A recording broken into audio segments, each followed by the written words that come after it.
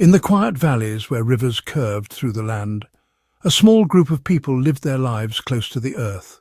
The Keth Arni, just 37 in number, were bound by family and the need to survive. They knew the changing seasons like they knew each other's faces, not with drama, but with deep, familiar care. They moved with the weather, following trails their ancestors had walked for generations. Their belongings were simple and worn: grass baskets that still smelled of sun-dried fields, old leather pouches soft from years of use, and stone tools shaped by careful hands long ago. These were not just things. They were part of how life moved, slowly and steadily, one day into the next. When the heat of summer began to fade and the first whispers of autumn touched the air, the Keth Arni would make their way down from the high plateaus where they had spent the warm months gathering berries and hunting the swift deer that grazed in mountain meadows. They moved with the unhurried grace of people who had learned to read the subtle signs of changing seasons, carrying their homes with them in the form of curved wooden poles that could be bent into the familiar shapes of shelter, and hides that had been worked until they were as supple as cloth. Their temporary dwellings rose each evening like mushrooms after rain, circular frames covered with carefully prepared animal skins that kept out the wind and held in the warmth of their small fires. The autumn moon hung full and golden in the sky when young Mira first noticed something different about the familiar camping grounds they had returned to year after year. She was 22 summers old, with the quick eyes and patient hands of someone who had learned from childhood to spot the gifts that the earth offered to those who knew how to look. Her grandmother had taught her to read the landscape like others read the patterns of birds in flight, to understand that every plant and stone had its own story to tell about the health of the land and the promise of the seasons to come. As Mira walked through the areas where they had camped the previous autumn, gathering the last of the season's berries and checking the snares that the hunters had set for small game, she began to notice that the wild grasses were different this year. In the places where they had dug their fire pits and refuse holes, where the earth had been disturbed and enriched by the ashes of their cooking fires and the scraps of their meals, dense patches of wild emmer wheat grew in abundance that seemed almost magical. The stalks stood tall and straight, their heavy heads nodding with the weight of grain that was larger and more plentiful than any she had seen growing in the undisturbed meadows beyond their old camping places. The wild emmer was a familiar friend to the Keth Arni, a grass that had sustained their people through countless seasons of plenty and want. Its grains were small but nutritious, and when ground between stones and mixed with water, they made a paste that could fill empty bellies and give strength for the long journey ahead. The women of the tribe had developed elaborate techniques for gathering these precious seeds, methods that had been refined through generations of careful observation and patient practice. Mira called to her cousin Naya and her aunt Senna, and together they began the ancient ritual of grain gathering that their mothers and grandmothers had performed since time beyond memory. They carried with them shallow baskets woven from river reeds, their surfaces smooth and tight enough to hold even the smallest seeds. The harvest began with the rhythmic beating of the grain heads, a gentle percussion that separated the seeds from their stalks without losing the precious bounty to the wind. Using wooden paddles that had been worn smooth by countless hands, they struck the heavy heads of grain with careful precision, timing their movements to the natural sway of the stalks and the direction of the breeze. The grain fell into their baskets with a sound like gentle rain, and as the women worked, they sang the old songs that helped them keep the rhythm and measure the passing of time. These were songs that told the story of the first harvest, when the earth spirits had taught their ancestors which plants would nourish and which would harm, songs that reminded them of their place in the great cycle of growth and decay that governed all life. The melody rose and fell with the motion of their work, creating a peaceful harmony that seemed to draw the very essence of the season into their gathering. When the baskets were heavy with grain, the women would find a flat stone that had been warmed by the sun and begin the process of winnowing. This was work that required patience and skill, for the grain must be separated from the chaff without losing the seeds to careless winds or hasty movements. They would pour the grain slowly from one basket to another, allowing the breeze to carry away the lighter husks, while the heavier seeds fell true into the waiting vessel below. The chaff danced away on the wind like tiny golden butterflies, leaving behind clean grain that gleamed like small amber jewels in the afternoon light. As the women worked, the men of the tribe continued their own ancient tasks, checking the snares and deadfalls that had been set for rabbits and birds, repairing the tools that had been damaged during the summer's hunting, and preparing for the long winter that lay ahead. But even the hunters could not help but notice the unusual abundance of grain that the women were gathering. And gradually they began to drift closer to watch and wonder at the sight of baskets filled to overflowing with the golden seeds. Kyle, who had seen 45 summers come and go, and whose knowledge of the land was respected by all the tribe, squatted beside the working women and picked up a handful of the grain, letting it run through his fingers as he examined its size and quality. His weathered hands, scarred by years of working with flint and bone, turned the seeds over with the careful attention of someone who had learned to read the small signs that could mean the difference between abundance and starvation. The grain was larger than he remembered from previous years, the kernels plump and heavy with the promise of nourishment.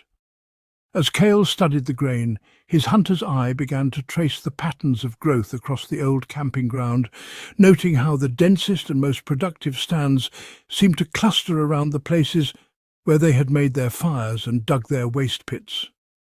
The areas where they had prepared their meals and discarded the bones and scraps of their daily life had been transformed into gardens of wild abundance that seemed to have been planted by invisible hands.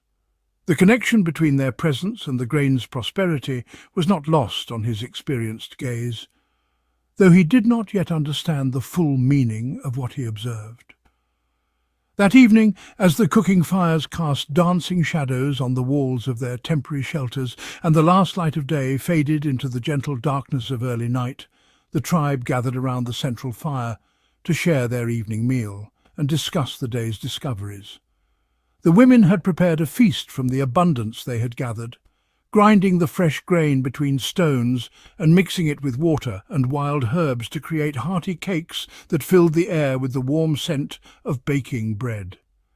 The men contributed rabbits and birds that had been caught in their snares, and the children brought handfuls of late berries and nuts that they had found in their wanderings around the camp.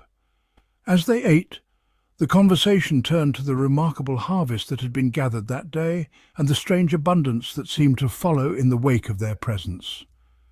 Cale spoke of his observations, describing how the best stands of grain seemed to grow where they had lived before, while the areas that had never known human presence remained sparse and thin. The older women nodded knowingly, for they had noticed similar patterns in other years, though never with such dramatic abundance as they had seen this season. Old Thara, whose memory reached back through 60 winters and who remembered stories told by her own grandmother about the early days of the tribe, spoke of the generous places where the earth spirits seemed to favour human presence. She told of valleys where the berries grew sweeter after people had camped there, of springs that ran clearer after they had drunk from their waters, of meadows where the game grew fat and plentiful after the hunters had honoured the land with their careful presence. The conversation continued deep into the night, with each person contributing their own observations and memories of the land's responses to human presence. The children listened with wide eyes as their elders spoke of the mysterious partnership between their people and the earth, of the ways that careful living could encourage the land to give more generously of its bounty. These were not lessons that could be learned quickly or easily, but wisdom that accumulated slowly through generations of patient observation and respectful interaction with the natural world. As the fire burned low and the stars emerged in their familiar patterns across the clear autumn sky, the tribe began to consider what this abundance might mean for their future. The grain they had gathered in a single day was more than they typically collected in a full week of searching in the wild meadows and hillsides. The baskets were so heavy with grain that they would be difficult to carry when the time came to move on to their winter camping grounds, and there was talk of whether they might need to leave some of this bounty behind or find new ways to transport their unexpected wealth. The morning brought new discoveries as the women continued their gathering, working through the areas around their camp with systematic thoroughness. Mira had risen before dawn to check the snares in the dim light of early morning, and as she walked through the grain stands, she noticed that the abundance extended even further than they had realized the day before. Entire hillsides that had been bare of grain in previous years now waved with golden stalks, and the women quickly realized that they had stumbled upon a harvest that could feed the entire tribe through the winter months and beyond. The problem of abundance was not one that the Keth Ani had faced before, at least not with grain that needed to be dried and stored carefully to prevent spoilage. Their traditional foods, the nuts and berries and dried meat that sustained them through the lean months, were either naturally long-lasting or required processing techniques that had been perfected over generations. But grain was different, requiring careful drying and protection from moisture and pests if it was to remain edible through the long winter months. Asha, who was expecting her second child and whose rounded belly spoke of new life growing within her, was the first to propose a solution to their storage problem. She had always been clever with her hands, skilled at weaving and sewing and finding practical solutions to the everyday challenges of nomadic life. As she watched the grain piling up in baskets that were already full to overflowing, she began to envision containers that could hold much more than the shallow gathering baskets they had always used. Working with her sister and mother, Asha began to experiment with new basket designs, weaving tall containers from the reeds that grew along the nearby stream. These baskets were deeper than any they had made before, with walls that rose nearly to her waist and openings that could be sealed with tight-fitting lids.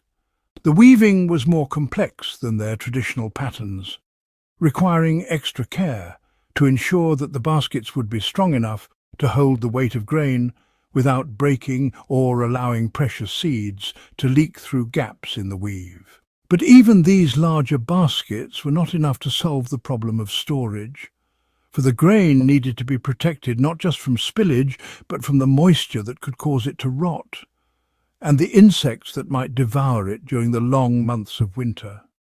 Asha remembered watching her grandmother prepare pine pitch for waterproofing leather, and she wondered if the same technique might be used to seal the grain containers against moisture and pests. The work of preparing the pitch was slow and careful, requiring the collection of pine resin from the trees that grew on the hillsides above their camp. The resin had to be heated slowly over the fire until it became liquid, then mixed with charcoal and ground bone to create a paste that could be applied to the inside of the baskets. The pitch dried to form a hard, waterproof coating that would keep moisture out while sealing the grain's own natural oils inside, creating storage containers that could preserve their contents for months or even years. As the baskets were completed and filled with grain, the tribe began to face a decision that would reshape their ancient way of life. The containers were far too heavy to carry with them on their traditional journey to the winter camping grounds, and the amount of grain they had gathered was more than they could consume in a single season. For the first time in their memory, they possessed wealth that could not be easily transported, resources that were tied to a specific place and could not follow them on their seasonal wanderings. The debate that followed was unlike any the tribe had experienced before, for it touched on the very foundations of their identity as a people who moved with the seasons and owned only what they could carry. Some argued that they should take only what they needed for the winter and leave the rest behind, returning to their traditional pattern of seasonal movement and trusting in the land's continued generosity. Others suggested that they might cache some of the grain in hidden pits burying it carefully and marking the locations so that they could return to claim it in times of need. But as the discussions continued around the evening fires, a new possibility began to emerge from the collective wisdom of the tribe. What if they were to remain near their stored grain through the winter months, abandoning their traditional journey to the lowland valleys in favor of staying close to their accumulated wealth? The idea was radical, challenging assumptions about seasonal movement that had guided their ancestors for countless generations. But it was also practical and appealing in ways that surprised everyone who considered it. The advantages of staying were numerous and compelling. They would not need to carry heavy loads across difficult terrain, risking injury or loss of precious supplies. They would have access to their stored grain throughout the winter, allowing them to eat well during the months that had traditionally been times of careful rationing and hunger. They would be present to protect their caches from animals and weather, ensuring that their investment in storage would not be lost to circumstances beyond their control. But the decision to stay would also require fundamental changes in their way of life, beginning with the construction of shelters that could protect them through the harsh winter months. Their traditional temporary structures, designed for quick assembly and easy transport, would not provide adequate protection from the deep cold and heavy snows that characterized the mountain winters. They would need to build more substantial dwellings, structures that could be heated efficiently and would provide genuine comfort during the long months of confinement. The transformation began gradually with small modifications to their traditional shelters that slowly evolved into something entirely new. The curved wooden poles that had always formed the framework of their temporary homes were driven deeper into the earth and reinforced with additional supports that could bear the weight of heavier coverings. The circular floor plans were excavated into the hillside, creating semi-underground spaces that would be naturally insulated against the cold and protected from the worst of the winter winds.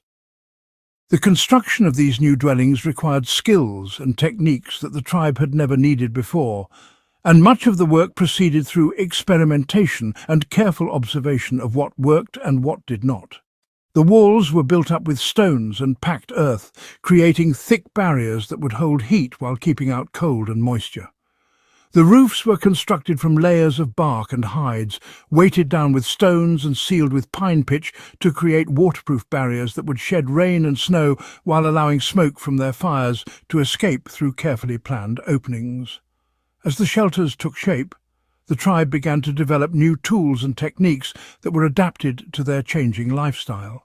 The grinding stones that had always been small enough to carry in their travelling packs were replaced with larger, more efficient versions that could process grain more quickly and thoroughly.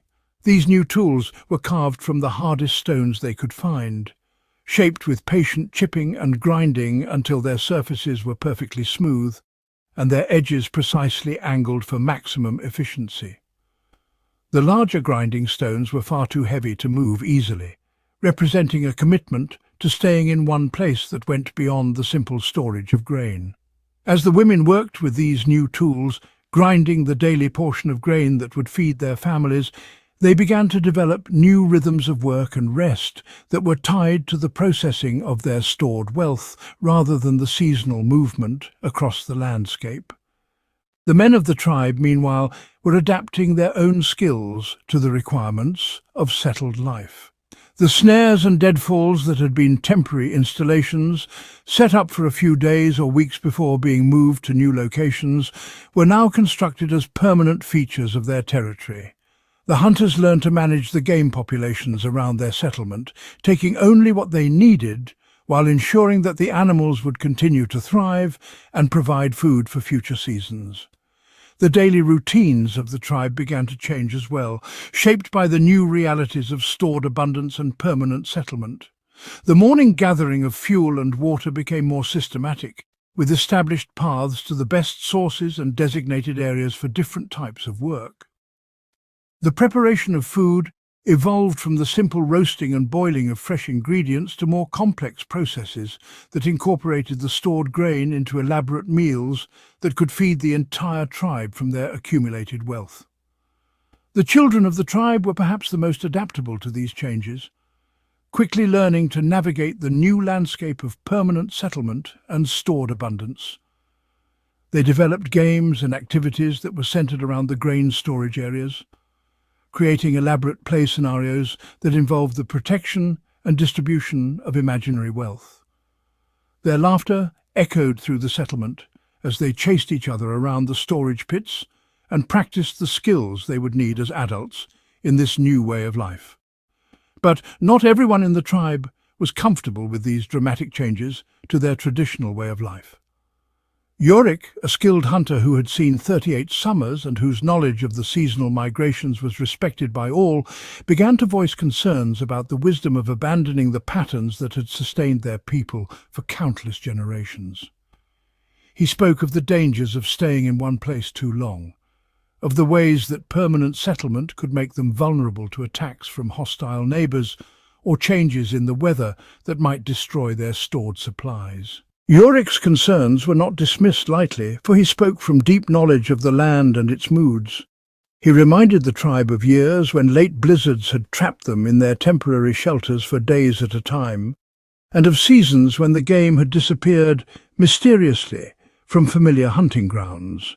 He argued that their traditional mobility had been their greatest strength, allowing them to move away from danger and toward opportunity as circumstances required.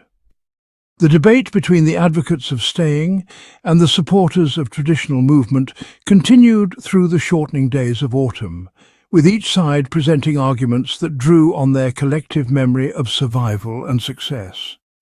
The discussions were conducted with the careful respect that the tribe always showed for differing opinions, but the underlying tensions were real and significant. The decision they faced would determine not just their immediate survival, but the future direction of their culture and identity as a people. As the first frost appeared on the grass and the leaves began to change from green to gold and red, the tribe reached a consensus that surprised everyone with its practical wisdom. They would divide their resources and their people, allowing those who wished to maintain the traditional lifestyle to depart for the winter camping grounds, while those who preferred to stay would remain with the stored grain and the new, permanent shelters. The division was not a permanent separation, but rather a practical accommodation that allowed both visions of the future to be tested and evaluated. Yorick would lead a group of 12 people, including some of the most skilled hunters and gatherers, on the traditional winter journey to the lowland valleys. The remaining 25 members of the tribe would stay with the grain stores and the new settlement, learning through direct experience whether their experiment in permanent settlement could provide the security and abundance they hoped for. The preparations for winter took on new urgency as the tribe worked to ensure that both groups would be adequately supplied for the challenging months ahead. Those who were leaving needed to prepare travelling packs and portable shelters, while those who were staying needed to complete their permanent dwellings and organise their stored resources for efficient use throughout the winter.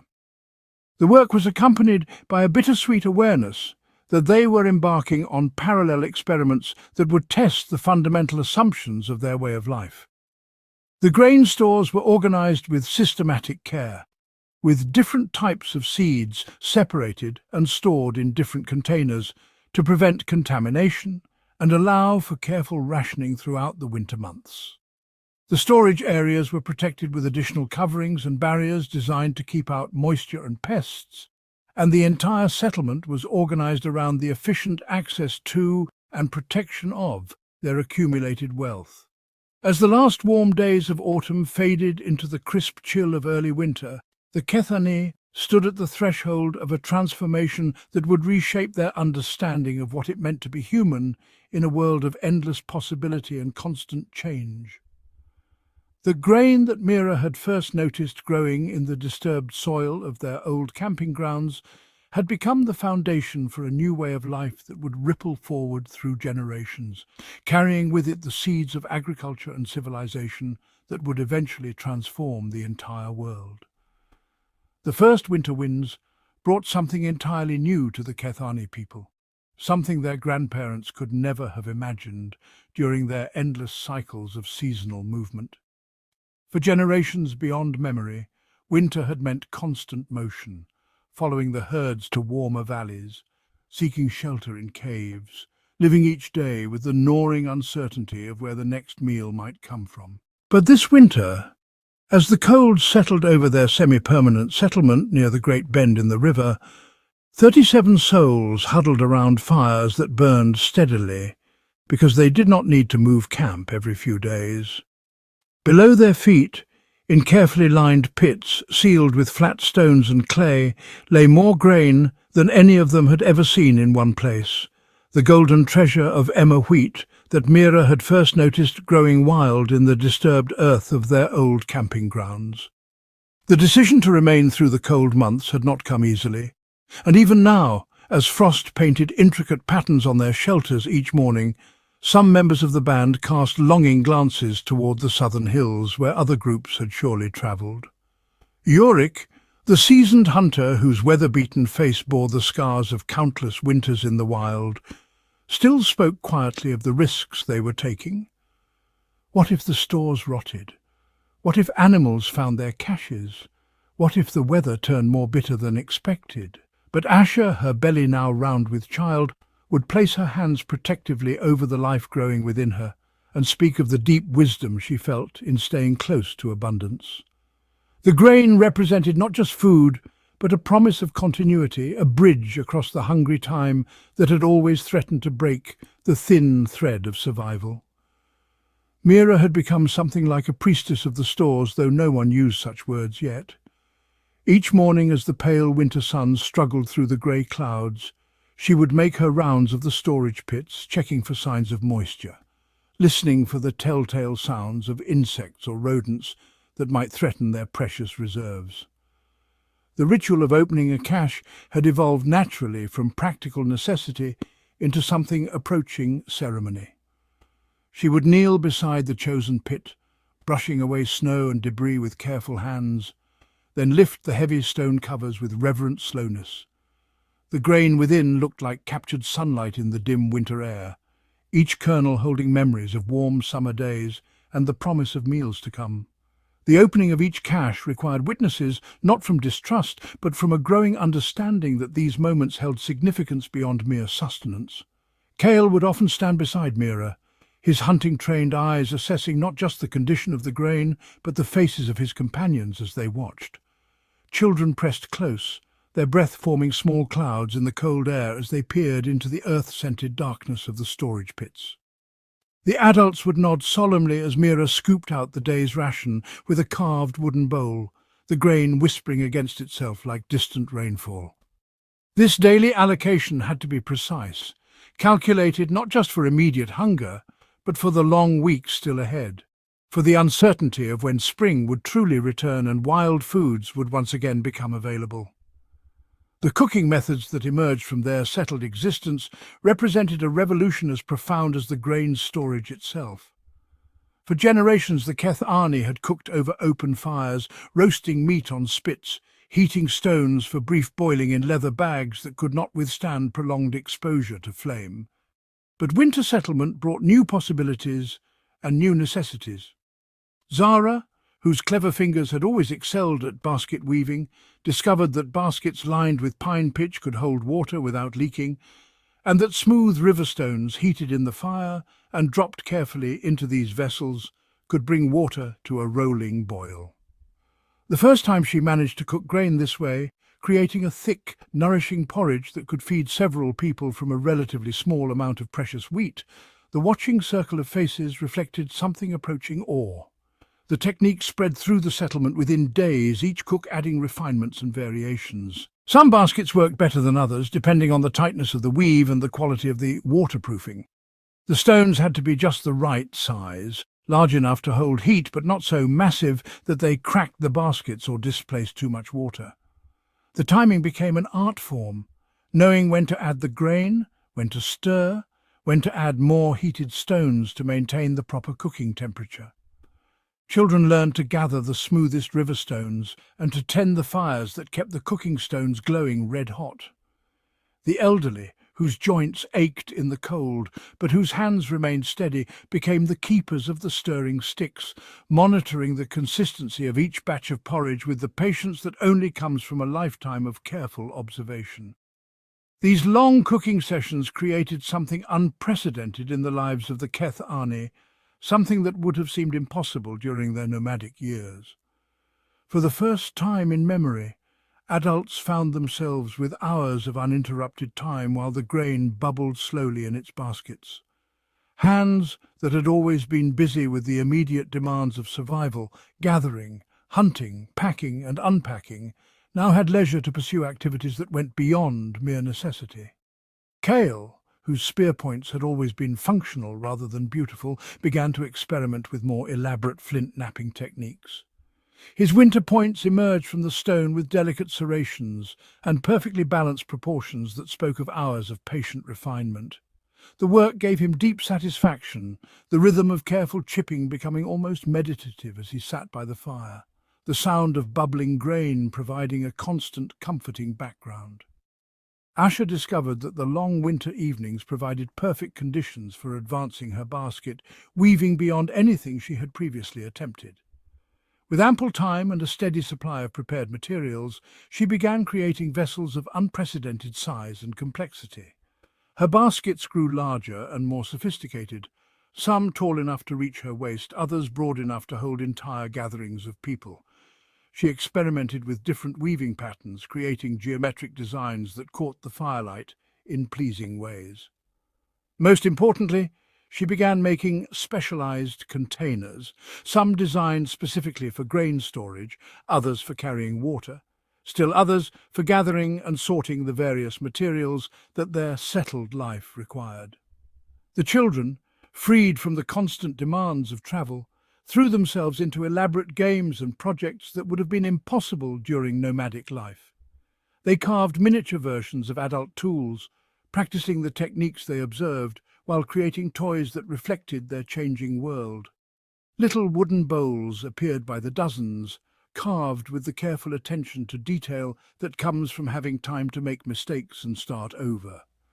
The boys created elaborate spear-throwing contests, using targets that could remain in place for weeks at a time. The girls wove grass dolls with intricate clothing, developing stories and personalities that grew more complex with each passing day. But perhaps the most significant change during those long winter months came in the stories told around the evening fires. For countless generations, the tales of the Keth Ani had celebrated the great hunts, the clever tracking of elusive game, the courage required to face dangerous animals, the wisdom needed to read weather signs and find water in dry seasons. The heroes of these stories were hunters and gatherers, people whose skills in movement and observation kept their communities alive through constant change and challenge. But as winter deepened and the grain stores proved their worth day after day, new stories began to emerge from the collective imagination. Old Nairu, whose memory held more tales than anyone else in the band, found herself modifying familiar stories to include references to the generous earth, the wise grain that offered itself to those who knew how to ask properly. Characters who had once succeeded through hunting prowess now demonstrated their wisdom through knowledge of plants and growing things. The spirits that populated these evolving tales began to include earth mothers who slept beneath the frozen ground, grain spirits that could be coaxed into abundance through proper respect and ceremony. These new elements crept into the stories so naturally that the children who heard them could not have said whether they were ancient wisdom or recent invention. Young mothers like Zara found themselves singing lullabies that spoke of seeds sleeping in dark earth, waiting for spring's call to awaken and grow tall. The metaphors of their daily language began to shift, with references to planting ideas, harvesting wisdom, storing up knowledge for leaner times. Even the men, whose conversations had always centered on animals and weather, began to speak of the patience required to tend growing things, the faith needed to bury precious seeds in dark earth, the satisfaction that came from abundance earned through careful planning rather than lucky hunting. As the weeks passed and winter settled more deeply over the land, The vigilance required to protect their stores became a consuming concern that shaped every aspect of daily life. Mira had initially worried most about moisture and spoilage, but it quickly became clear that the greater threats came from the many creatures that could smell the concentrated food and were drawn by desperate hunger of their own. Field mice appeared first, tiny bodies that could squeeze through gaps that seemed impossibly small, their sharp teeth capable of gnawing through reeds and even thin wood to reach the grain within. The discovery of the first compromised cache sent shockwaves through the settlement, not just because of the lost food, but because it revealed how vulnerable their entire survival strategy might be. Cale approached the pest problem with the same methodical observation he brought to hunting. But this was hunting in reverse, learning to think like prey protecting itself from predators. He spent hours studying the storage pits, looking for the subtle signs that would reveal how the mice had gained access. Tiny scratches in the clay lining, disturbed earth around the edges of the stone covers, the distinctive odour that lingered where rodents had been active. His solutions were equally methodical, involving multiple layers of protection, rather than relying on any single method. The stone covers were fitted more precisely, with clay packed into every gap. The pits themselves were lined with tighter weaves of reed and grass, then sealed with additional layers of waterproofing that also served to mask the scent of the grain within. But mice were only the beginning of their concerns. Larger animals, driven by the same winter hunger that had always threatened human survival, began to investigate the settlement with increasing boldness. Wild pigs, whose powerful snouts could move stones and whose intelligence made them formidable opponents, began appearing near the storage areas under cover of darkness.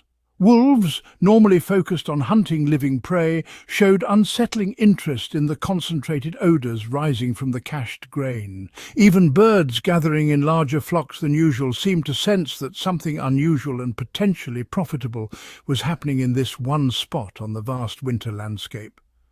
The solutions that emerged reflected the collective intelligence of the group working together in ways that nomadic life had never required. Watch schedules were established, with different people taking responsibility for different periods of the night, learning to distinguish between normal night sounds and the subtle disturbances that might indicate unwelcome visitors. Simple but effective warning systems were devised, arrangements of loose stones that would clatter if disturbed, stretched sinews that would vibrate if touched, careful positioning of obstacles that would force intruders to make noise in approaching the storage areas.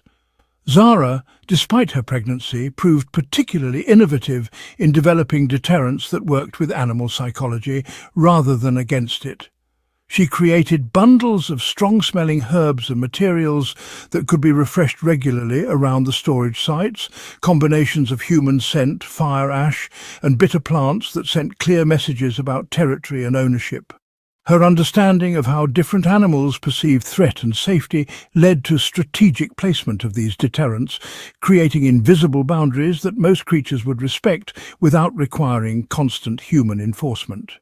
The children, naturally curious and possessed of sharp eyesight, became an essential part of the protection system during daylight hours. Their games evolved to include detailed observation of the area around the storage pits, competitions to see who could spot the smallest signs of animal activity, elaborate tracking exercises that turned necessary vigilance into entertainment. They learned to recognize the different patterns of disturbed earth that indicated various types of animal visitors, to distinguish between harmless investigation and serious attempts at theft, to raise alarms without creating panic over minor incidents.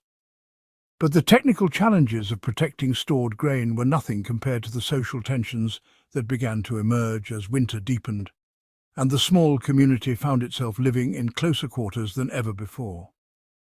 Nomadic life had provided natural relief from interpersonal friction through the simple expedient of movement, the knowledge that any difficult situation was temporary, that the group would soon be packing up and traveling to new places where the dynamics might shift and tensions could dissipate. Settled winter life offered no such escape valve, and personalities that had coexisted peacefully during seasons of travel began to clash in ways that threatened the harmony essential for survival.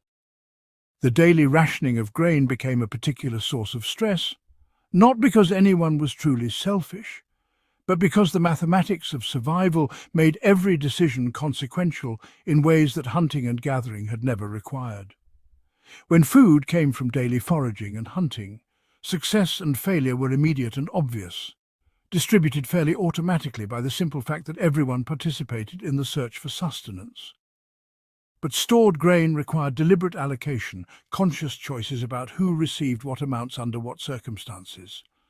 Children needed steady nourishment for growth, but adults doing physical work required substantial portions to maintain their strength. Pregnant women like Asha had special nutritional needs, but elderly people who contributed less physical labor still deserved respect and care. Mira found herself in the unprecedented position of making decisions that affected everyone's well-being on a daily basis, a responsibility that no one in their nomadic tradition had ever borne for extended periods. The weight of these choices began to show in her face and bearing, the constant calculation of remaining stores against estimated weeks until spring, the pressure of ensuring that her rationing decisions seemed fair and reasonable to people whose survival depended on her judgment. She developed the habit of explaining her reasoning aloud as she allocated each day's grain, sharing her mathematical thinking with the group so that everyone could understand the constraints they were operating under. But mathematical fairness could not address all the emotional complexities of their situation. Some people seemed to adjust more easily to the rhythm of stored abundance, developing patience with the slower pace of winter life and finding satisfaction in the long-term projects that their settled existence made possible. Others, particularly those whose identities were most closely tied to the active pursuits of hunting and gathering, struggled with what felt like enforced idleness, despite the many tasks that actually needed to be accomplished. These differences in adaptation created subtle but persistent tensions, with some community members appearing more deserving or grateful than others, some contributing more visibly to the collective welfare during the long winter months. Zara, heavy with pregnancy and often confined to areas near the fire, became a particular focus of both concern and occasionally resentful attention. Her condition clearly required special consideration in terms of food allocation and protection from cold and strain. But her physical limitations meant that she could contribute less to the daily tasks of maintaining the settlement and protecting the stores.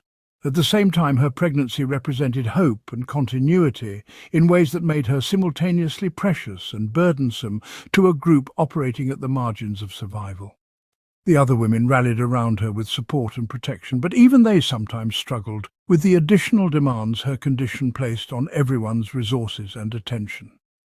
The crisis came when her children developed fevers during the coldest part of winter. Illnesses that in nomadic times might have been treated with plant medicines gathered from a variety of locations, or simply endured while the group continued moving toward warmer areas and different resources. But settled life meant that whatever healing would happen had to happen with the materials and knowledge available in one place. And the children's fevers persisted day after day, while Zara watched with a helpless intensity that only mothers know. Her solution came from a combination of desperation and inspiration. The discovery that grain could be cooked into very thin gruels, that sick children could keep down even when other foods were rejected, that the steady nutrition provided by small, frequent meals of grain porridge could sustain young bodies through illnesses that might otherwise prove fatal. Night after night, Zara sat by the fire with her feverish children, cooking tiny portions of grain into medicinal gruels, spooning the warm liquid into their mouths with patient persistence even when they were too sick to want food. The process required constant attention and significant amounts of their precious grain, resources that in harder times might not have been available for such intensive care. But the abundance in their storage pits made this level of medical care possible for the first time in their collective memory, and the children's gradual recovery became a powerful demonstration of how their new way of life might offer protections that nomadic existence could never provide. The success of Zara's nursing techniques rippled through the community's understanding of what their stored grain might represent beyond simple sustenance. The ability to provide intensive, long-term care for sick community members was a luxury that nomadic life had rarely afforded, a form of security that went far beyond having enough food to prevent starvation. As winter progressed and various minor illnesses and injuries occurred, grain porridge became the standard treatment for anyone too sick to eat normal foods, a reliable source of gentle nutrition that could be prepared quickly and consumed easily even by people with limited appetite or energy. This medical application of their grain stores led naturally to a deeper exploration of what could be done with wheat beyond the basic porridge that had sustained them through the early weeks of winter. The long hours of cooking and the need to make grain-based meals interesting and nourishing encouraged experimentation with techniques that would have been impossible during nomadic life. Grains could be ground more finely or more coarsely, depending on the intended use, creating flours suitable for different cooking methods and nutritional purposes. Coarse grinding produced meals that cooked quickly into filling porridges, while fine grinding created powders that could be mixed with water to form doughs that could be shaped and cooked on hot stones. The discovery that ground grain could be formed into dough opened entirely new possibilities for food preparation, techniques that required the kind of experimentation and refinement that only settled life could provide. Flatbreads cooked on heated stones provided a different texture and flavour from porridge, and could be prepared in advance and stored for several days, creating a form of portable nutrition that was more concentrated and longer lasting than liquid preparations. These early breads were dense and heavy by modern standards, but they represented a significant advance in food technology, a way of transforming grain into forms that could serve different purposes and satisfy different preferences within the community. But the most surprising discovery came from a batch of grain that had been stored less carefully than usual, grain that had absorbed moisture and begun to ferment in its storage pit. The sour smell initially suggested spoilage and waste, and the discovery of this compromised cache caused significant alarm among people whose survival depended on the careful preservation of their stores. However, Cale's hunting experience had taught him to taste test even questionable foods, when starvation was the alternative, and his cautious sampling of the fermented grain revealed that while it tasted strange, it was not actually harmful or even unpleasant. The fermented grain had developed complex flavors that were entirely different from fresh wheat, sharp and tangy tastes that seemed to awaken the palate after months of relatively bland porridge. More intriguingly, consuming the fermented grain produced subtle effects on mood and perception, a gentle euphoria that made the long winter evenings seem more convivial and the close quarters of settlement life more tolerable. The adults quickly realized that they had accidentally created something analogous to the fermented fruit drinks that they occasionally encountered during their nomadic travels. But this version was under their control and could be produced deliberately rather than stumbled upon by chance. The production of intentionally fermented grain became another winter project, though one approached with considerable caution and experimentation. Different methods of encouraging fermentation produced different flavors and effects, and learning to distinguish between beneficial fermentation and harmful spoilage required careful observation and gradual accumulation of knowledge. Some batches produced pleasant, mildly intoxicating drinks that enhanced social gatherings and helped ease the psychological stress of confinement, while others created unpalatable or even mildly sickening results that had to be discarded as failures. The social implications of controlled fermentation proved as significant as the technical ones. The availability of mildly alcoholic beverages created new opportunities for ceremonial and social activities that went beyond mere survival, rituals and celebrations that could help bind the community together during the difficult winter months. Evening gatherings around the fire began to include deliberate consumption of fermented grain drinks, communal activities that fostered group bonding and provided emotional relief from the stresses of their new lifestyle. These developments in food preparation and preservation represented more than simple technological advancement. They reflected a fundamental shift in the community's relationship with their environment and their own survival strategies. For generations, the Kethani had lived as opportunists, taking advantage of whatever the natural world provided in each season and location, adapting constantly to changing circumstances, but never attempting to modify or control those circumstances. The storage and processing of grain represented their first serious attempt to impose human will and planning on natural processes, to create abundance through deliberate action rather than simply harvesting whatever nature provided. This philosophical shift found its clearest expression in the gradual transformation of their spiritual and ceremonial life during the long winter months.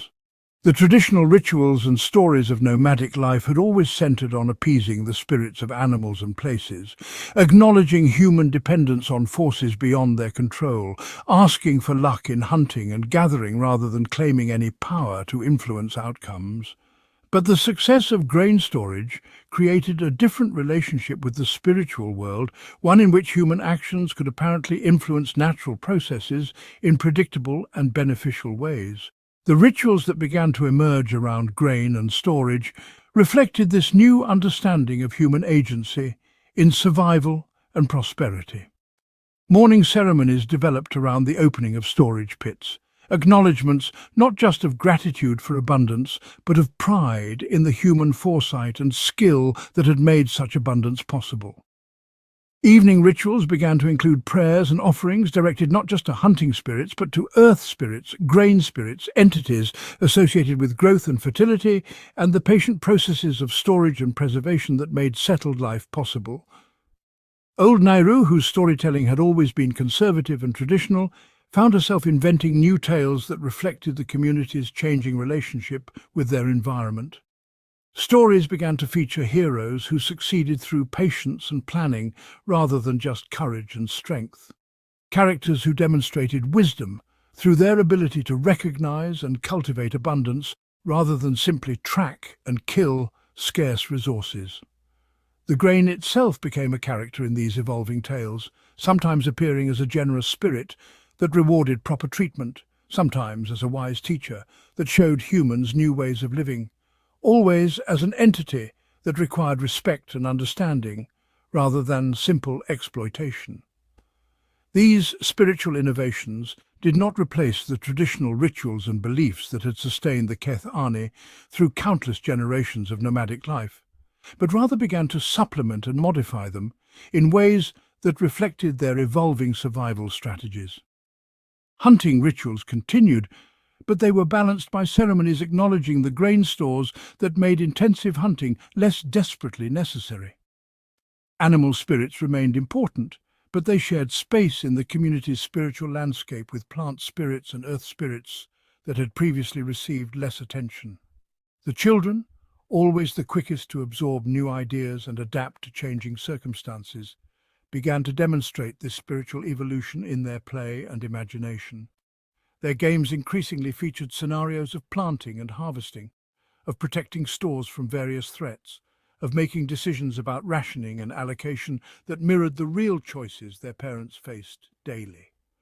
Their drawings and carvings, when they had time for such creative activities during the long winter evenings, depicted not just the animals and landscapes that had dominated previous generation of children's art, but also storage pits and grain baskets, and the various tools and techniques associated with their settled lifestyle. But perhaps the most significant spiritual development of that first winter of settlement was the emergence of what could only be described as collective visions or dreams about the future possibilities of their new way of life.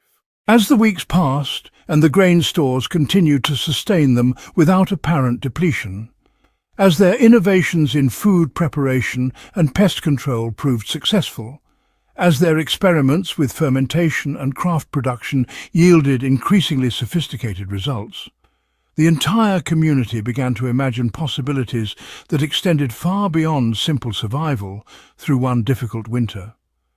These shared dreams took different forms for different people, but they centered around themes of abundance and security that nomadic life had never been able to provide. Asha, feeling her unborn child moving within her, envisioned communities large enough and stable enough to provide specialized training for children, places where young people could learn complex skills from master craftspeople rather than simply absorbing basic survival techniques through imitation and necessity. Kale imagined hunting parties that went out by choice rather than desperate need, expeditions that could take time to track the finest game and bring back not just meat, but materials for elaborate projects that required planning and patience. Mira, whose daily contact with the grain stores gave her the most concrete understanding of their revolutionary potential, began to dream of seasons when storage pits would be so abundant that they could share their surplus with neighbouring groups, trading grain for materials and knowledge that would enrich their lives in ways that went far beyond basic survival. She imagined networks of settled communities, each specialising in different forms of abundance, each contributing to a larger community of security and prosperity that could weather any individual disaster or shortage. These visions were not mere fantasy or wishful thinking. They were based on the concrete evidence of their daily experience during that first winter of settlement. Every day that passed without desperate hunger, every successful innovation in food preparation or storage protection, every moment of leisure time devoted to creating beauty rather than simply meeting immediate needs, demonstrated that their new way of life offered possibilities that nomadic existence had never allowed them to seriously contemplate. The psychological effect of this expanding sense of possibility was profound and transformative, creating changes in outlook and behaviour that went far beyond the practical adaptations required by settled life. People who had always lived with the expectation that each season might bring disaster began to develop long-term thinking, making plans that extended months or even years into the future. The community's conversations began to include discussions of improvements and innovations that could be implemented in future seasons, modifications to their storage techniques that would increase capacity and security, experiments in food preparation that would require multiple seasons of trial and refinement. This future-oriented thinking represented perhaps the most fundamental psychological shift that the Kethani experienced during their first winter of settlement. The movement from a survival mentality focused on immediate needs to a planning mentality focused on long-term optimization and improvement. The implications of this change would prove as revolutionary as the grain storage itself, laying the groundwork for all the subsequent innovations and social developments that would transform not just their own community, but eventually the entire trajectory of human civilization. As winter slowly gave way to the first tentative signs of spring, as the grain stores that had seemed impossibly abundant in autumn dwindled to more modest but still adequate supplies, as the community prepared for their second attempt at deliberate planting and cultivation, the members of the Kethani looked back on their season of stored light with a mixture of pride, amazement, and hungry anticipation for what the coming year might bring.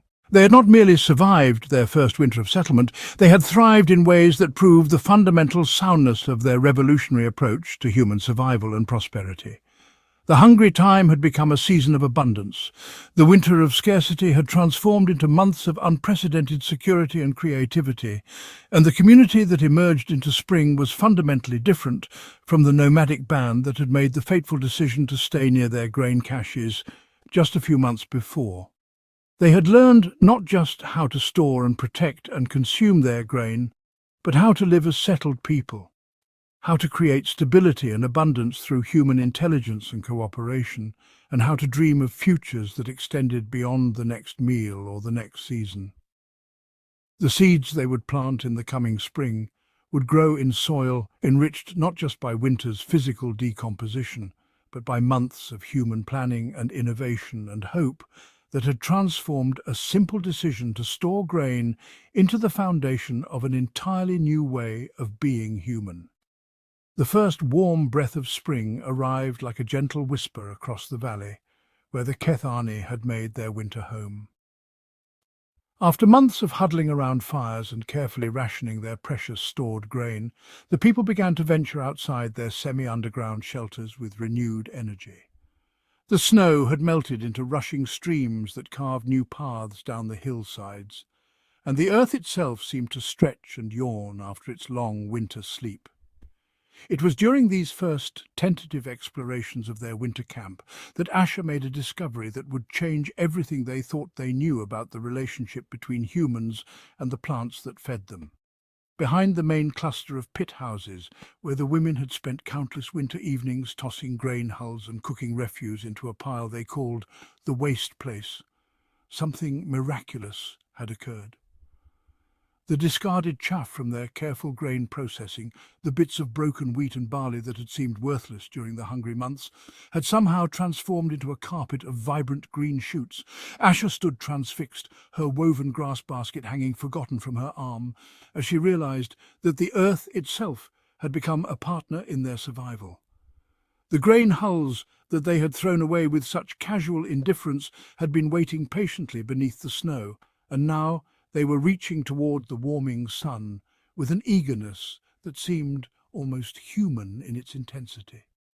She called to her sister Mira, who came running with the quick, light steps that had made her such an excellent gatherer in the years before they had learned to store grain through the winter. Together the two women knelt in the soft mud and examined the tiny plants that had sprouted without any human intention or care. The shoots were unmistakably familiar, yet somehow different from the wild grasses they had gathered for so many seasons.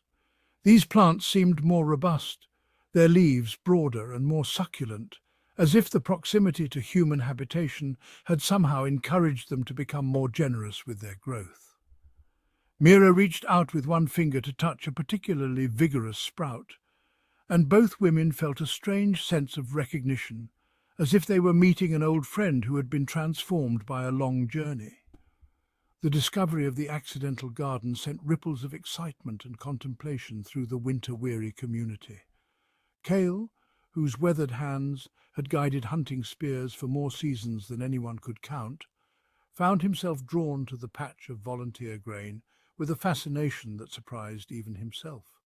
He spent long morning hours crouched beside the sprouting plants, his keen hunter's eyes noting how they grew in clusters where the refuse had been thickest, how they seemed to prefer the spots where rainwater had pooled during the winter months. His years of reading animal tracks and understanding the subtle signs of the natural world had prepared him to notice patterns that others might miss, and he began to see connections between the health of the plants and the conditions of their growth that would prove invaluable in the months to come.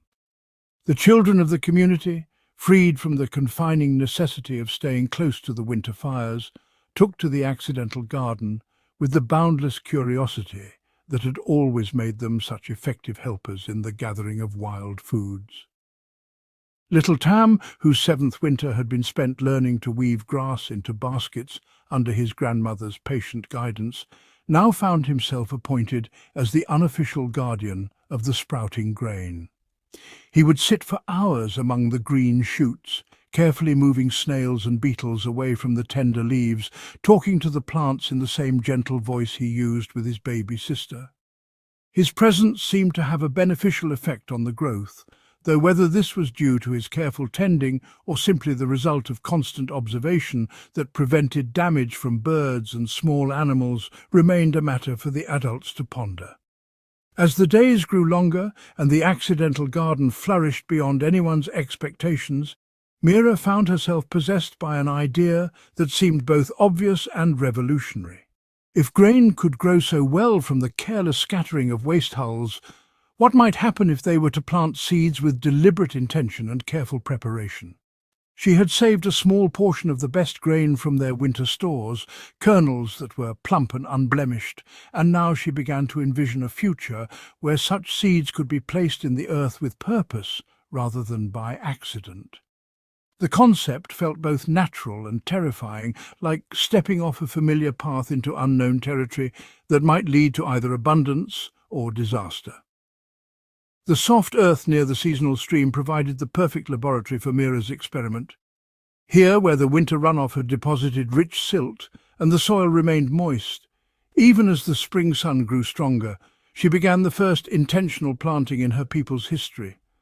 Using a digging stick worn smooth by countless seasons of root gathering, she created small holes in the dark earth, each one carefully spaced, according to an instinct she could not name, but somehow trusted completely.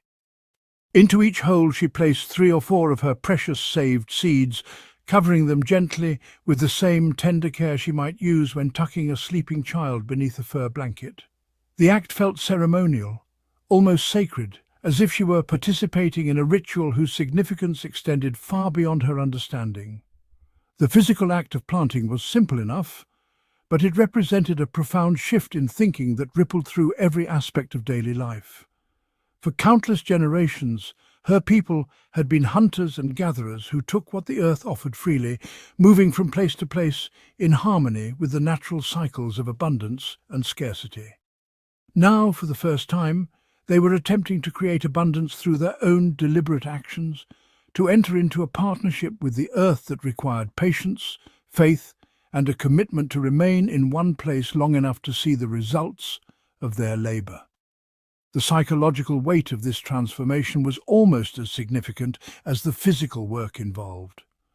As news of Mira's intentional planting spread through the community, it sparked conversations that extended deep into the night around the communal fires. Some of the older members, particularly those who remembered the great famines of their youth, worried about the wisdom of burying precious food in the ground when hungry times might return without warning.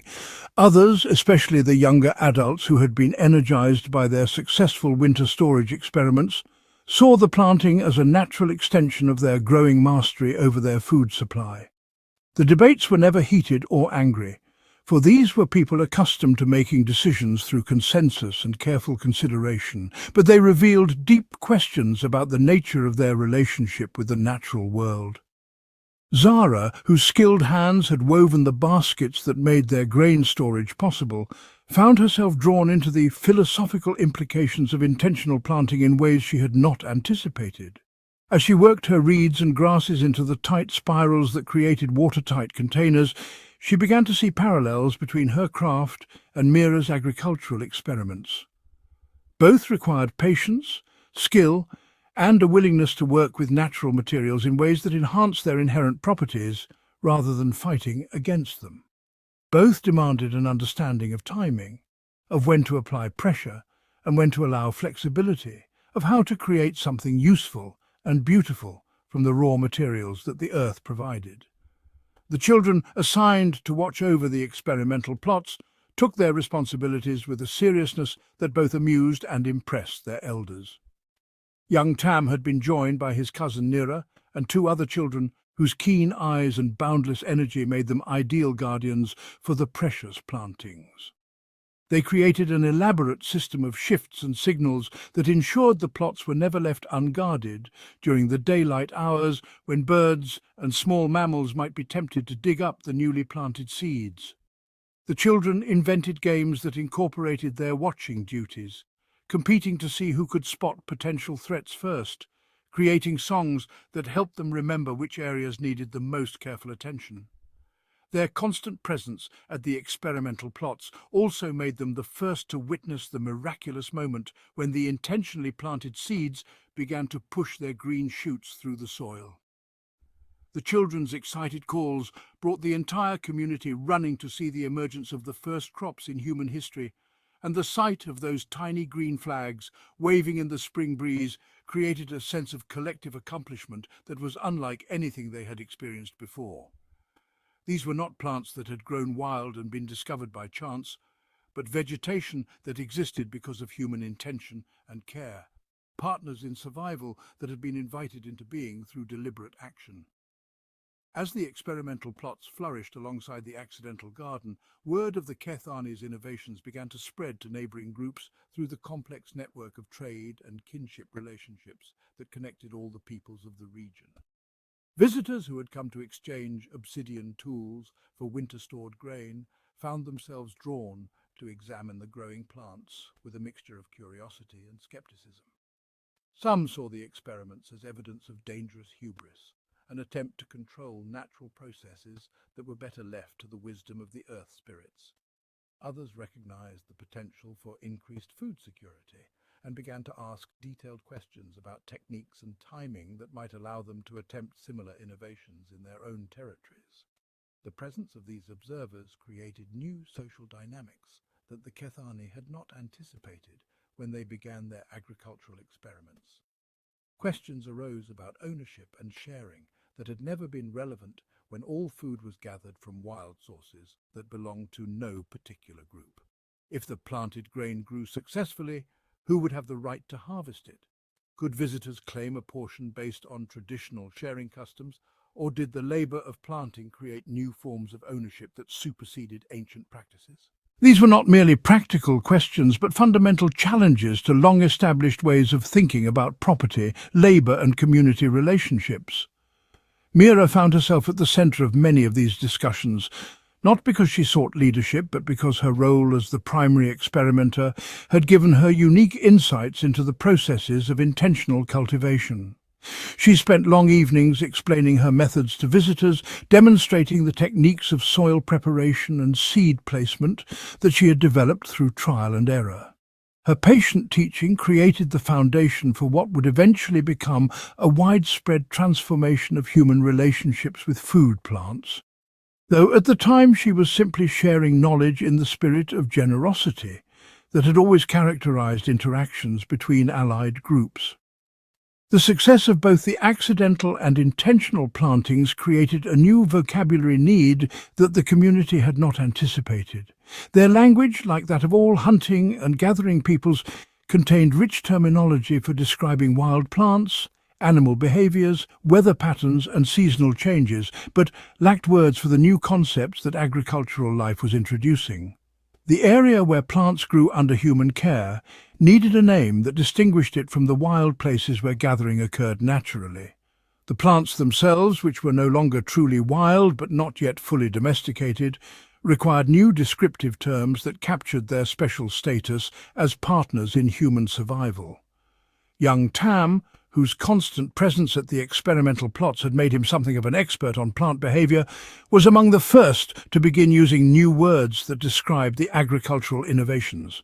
He spoke of the tended place where the planted seeds grew, distinguishing it from both the wild place of natural gathering and the found place where the accidental garden had appeared.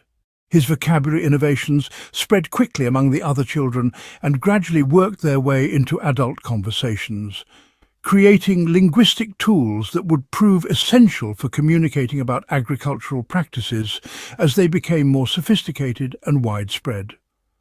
The growing season brought new challenges that required constant learning and adaptation. As the planted grain developed beyond the initial sprouting stage, differences became apparent between the crop plants and the wild grasses that had always grown in the area.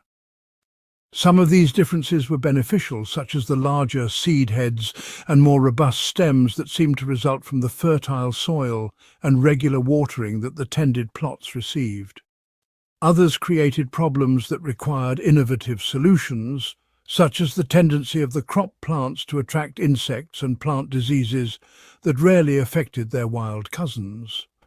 The children who served as guardians for the experimental plots became experts at distinguishing between helpful and harmful insects, learning to encourage the presence of beetles that ate crop pests while discouraging those that damaged the growing plants. Their constant observation revealed patterns of plant health and growth that would have been impossible to detect without dedicated watchers, and their reports to the adults provided crucial information for developing more effective cultivation techniques. The relationship between the young guardians and their plant charges grew so close that some visitors commented on the almost telepathic understanding that seemed to exist between the children and the crops they protected. As spring progressed into early summer, the question of water management became increasingly important for the success of the agricultural experiments. The winter snowmelt that had initially provided abundant moisture for the planted seeds was giving way to the drier conditions of the growing season, and it became clear that successful cultivation would require more sophisticated approaches to irrigation than simply relying on natural rainfall. Kyle's hunting experience proved invaluable in this area, as his years of tracking animals to water sources had taught him to read the subtle signs that indicated underground streams and seasonal water patterns.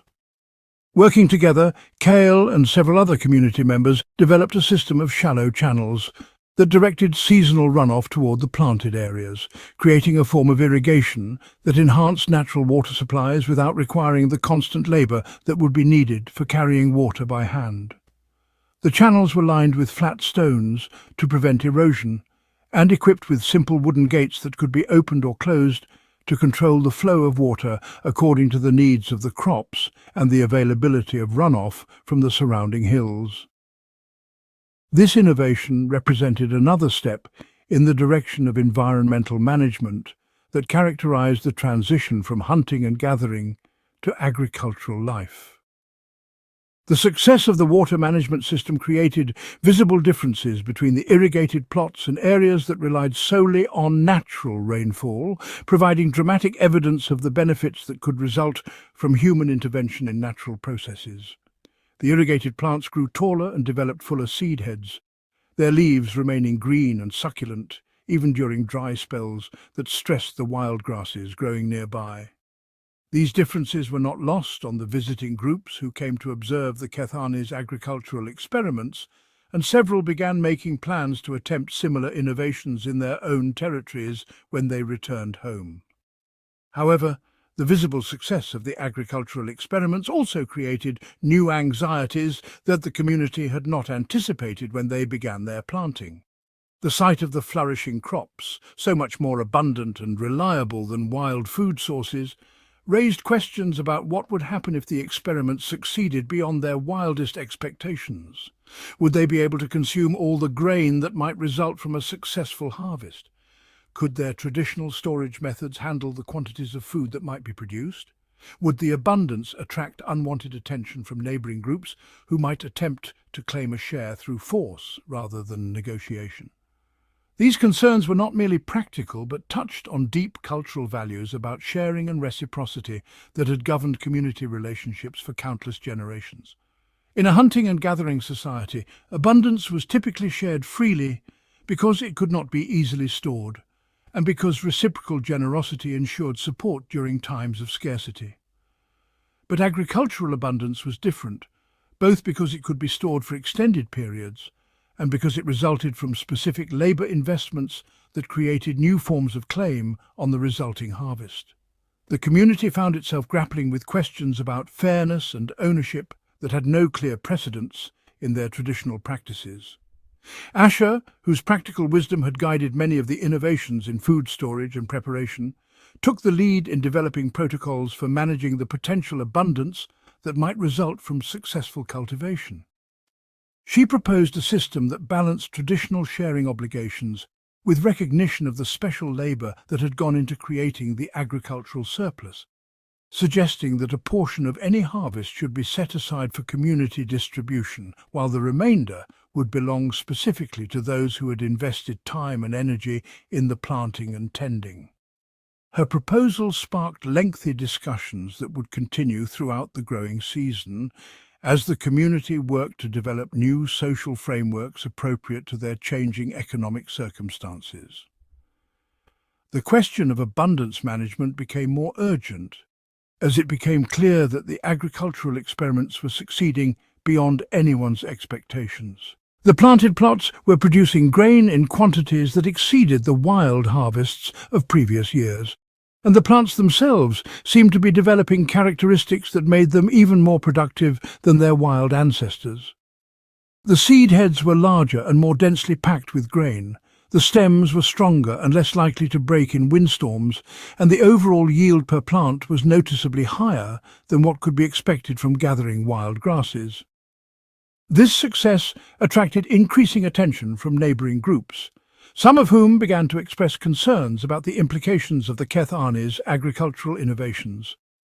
Traditional hunting and gathering territories had been established through generations of use and mutual agreement, but the concept of planted crops created new forms of land use that challenged existing territorial arrangements.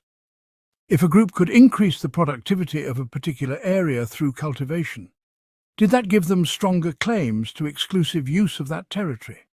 Could agricultural improvements justify displacing groups who had traditional gathering rights in the same area? These questions came to a head when a delegation from the Morket, a neighbouring group with overlapping territorial claims, arrived to observe the agricultural experiments and discuss their implications for regional resource management. The Morket were skilled hunters whose seasonal migrations brought them through the valley where the Kethani had established their agricultural plots, and they were concerned that permanent cultivation might interfere with their traditional hunting patterns. Their leader, a respected elder named Barak, brought gifts of worked leather and bone tools as tokens of peaceful intent, but his questions made it clear that the success of agriculture was creating intergroup tensions that would need careful management. The discussions between the Kethani and the Morket delegation extended for several days and covered not only the practical questions of territorial use, but also the philosophical implications of agricultural innovation. Barak expressed concerns that reliance on planted crops might weaken the spiritual connections between humans and the natural world that had sustained their peoples for countless generations. He worried that agriculture represented a form of arrogance that might anger the spirits responsible for natural abundance, potentially bringing misfortune not only to the Kethani, but to all the peoples of the region. Mira found herself serving as the primary spokesperson for the agricultural innovations, explaining not only the techniques that had been developed, but also the spiritual insights that had guided their implementation. She emphasized that the planting had been done in partnership with natural forces rather than in opposition to them, building on observations of how plants grew in the wild, rather than attempting to impose artificial patterns on natural processes. Her respectful approach to the philosophical concerns raised by the visitors helped to ease tensions and establish a framework for ongoing dialogue about the regional implications of agricultural development. The negotiations with the Morket ultimately resulted in an agreement that recognized the Kethani's right to continue their agricultural experiments while preserving traditional hunting access to the broader territory. In exchange for Morket acceptance of the planted plots, the Kethani committed to sharing knowledge about cultivation techniques and to providing a portion of any agricultural surplus for trade purposes. This agreement became a model for managing the territorial tensions that would inevitably arise as agricultural practices spread throughout the region, establishing principles of mutual respect and benefit sharing that would prove essential for peaceful coexistence. However, not all members of the Kethani were comfortable with the changes that agricultural success was bringing to their community life. Yorick, the skilled hunter whose expertise had contributed to their survival through many difficult seasons, found himself increasingly troubled by what he saw as an abandonment of the traditional ways that had sustained their people for countless generations. His concerns were not merely practical but spiritual, rooted in a deep belief that humans were meant to live in harmony with natural cycles, rather than attempting to control them through cultivation and storage. As the planted crops continued to flourish and plans developed for an expanded agricultural program in the following year, Yorick's discomfort grew into a conviction that he could no longer remain part of a community that was moving so far from its traditional roots. His decision to leave was not made in anger or disagreement with his companions, but rather from a deep personal need to maintain connection with the hunting and gathering lifestyle that had shaped his identity and worldview. His departure would represent one of the first examples of the social fragmentation that often accompanies major economic transitions, as communities divide between those who embrace change and those who prefer traditional ways. Yorick's announcement of his intention to leave created considerable sadness within the community, as he was not only a skilled provider but also a repository of traditional knowledge about hunting techniques, animal behavior, and seasonal patterns. His departure would represent a significant loss of expertise that could not easily be replaced, and many community members tried to persuade him to remain and continue practicing traditional hunting while allowing others to experiment with agriculture. However, Yorick felt that the fundamental orientation of the community had changed in ways that made it impossible for him to remain true to his own values and beliefs. The preparations for Yorick's departure became an occasion for preserving and transmitting traditional knowledge that might otherwise be lost as the community became increasingly focused on agricultural pursuits. He spent long hours with the younger hunters, teaching them tracking techniques and animal lore that he had learned from his own elders in previous generations. He shared stories and songs that encoded information about seasonal patterns and weather signs, ensuring that this knowledge would remain available even as the community's primary focus shifted towards cultivation and crop management. Yorick's final weeks with the community were marked by a series of ceremonial hunts, designed to demonstrate traditional techniques and celebrate the hunting heritage that had sustained their ancestors for countless generations.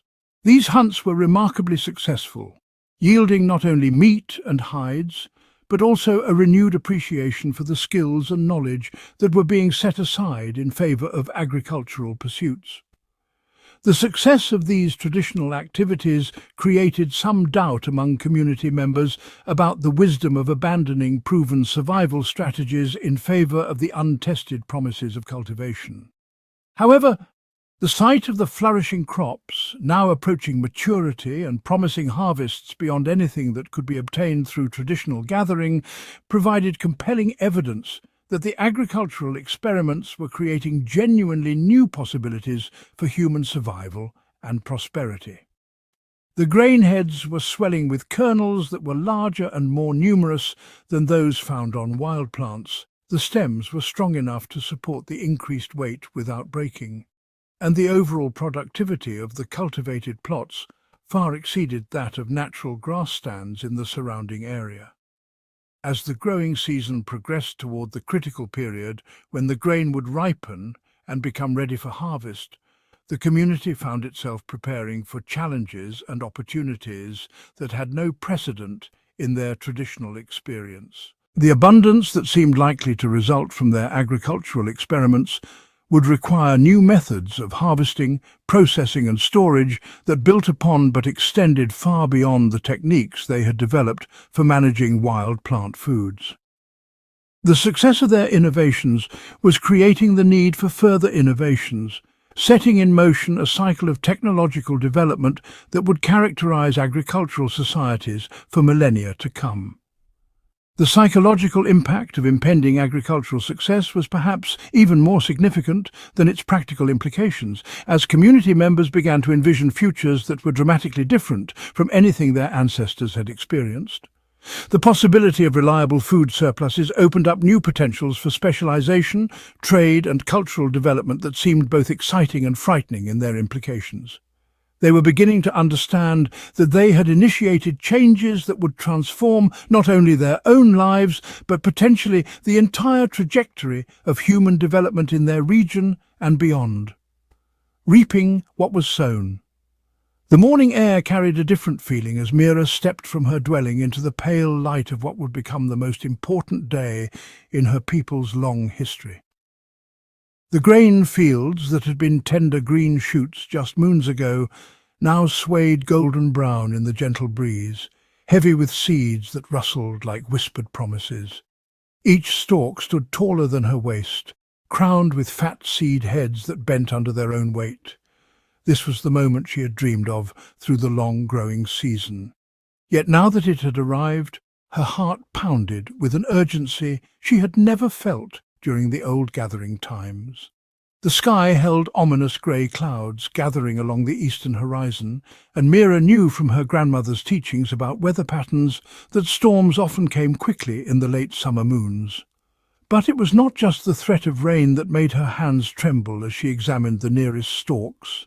The grain was perfectly ripe, the hulls splitting slightly to reveal the plump seeds within, and she understood with absolute certainty that waiting even a few more days might mean losing much of their precious crop. The seeds would begin to fall naturally from the stalks, scattering back to the earth before her people could collect them. Unlike the wild gathering they had done for generations, where scattered seeds simply meant less to carry, Losing this cultivated grain would mean losing the work of an entire growing season.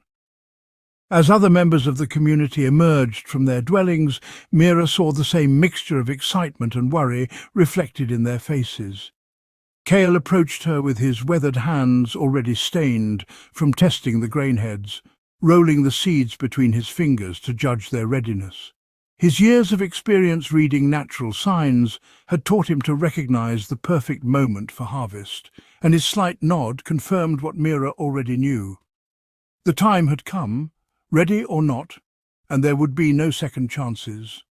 The children who had spent the growing season chasing birds and small animals away from the grain fields now gathered around the adults, their eyes wide with anticipation. Even the youngest among them, barely old enough to walk steadily, seemed to sense that something momentous was about to happen. Zara's daughter, who had been born during the previous winter when the community first lived on stored grain, had never seen a harvest before. To her this would not be a dramatic change, but simply the natural order of the world, a reality that would shape her entire understanding of how life should be lived.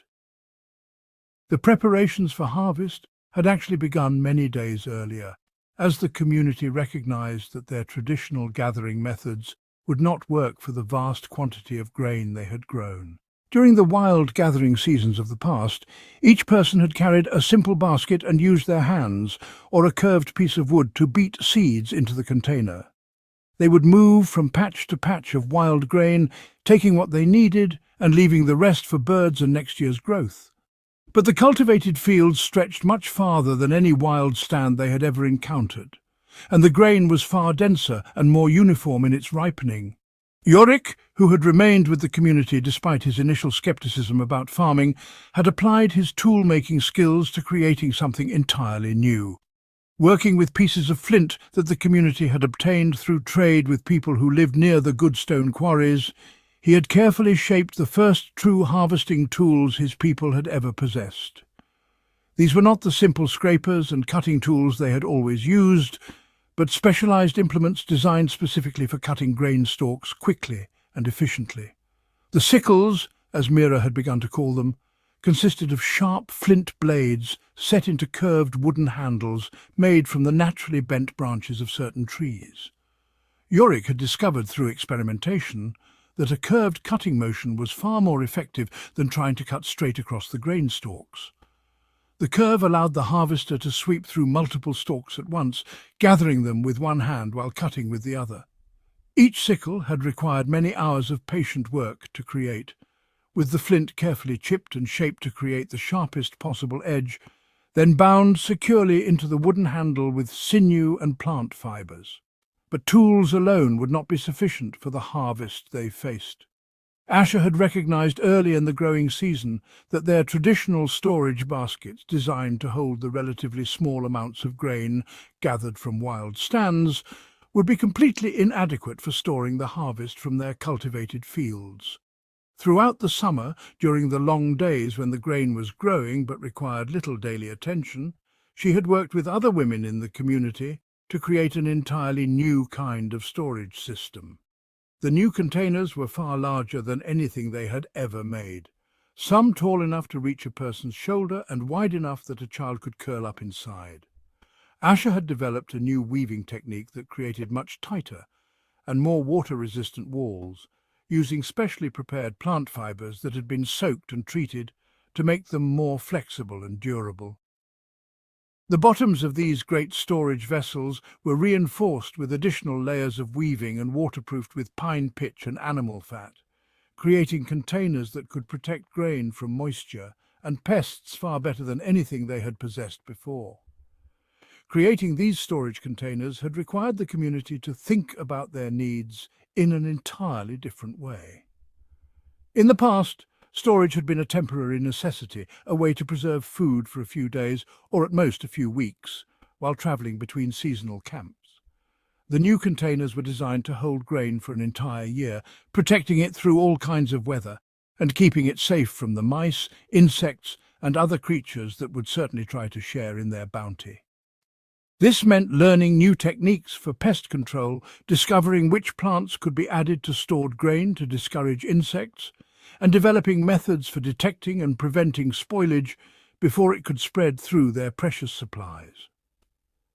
As the harvest day began, the entire community gathered in the fields with their new tools and containers, but also with a growing awareness that they were about to face a challenge unlike anything in their collective memory.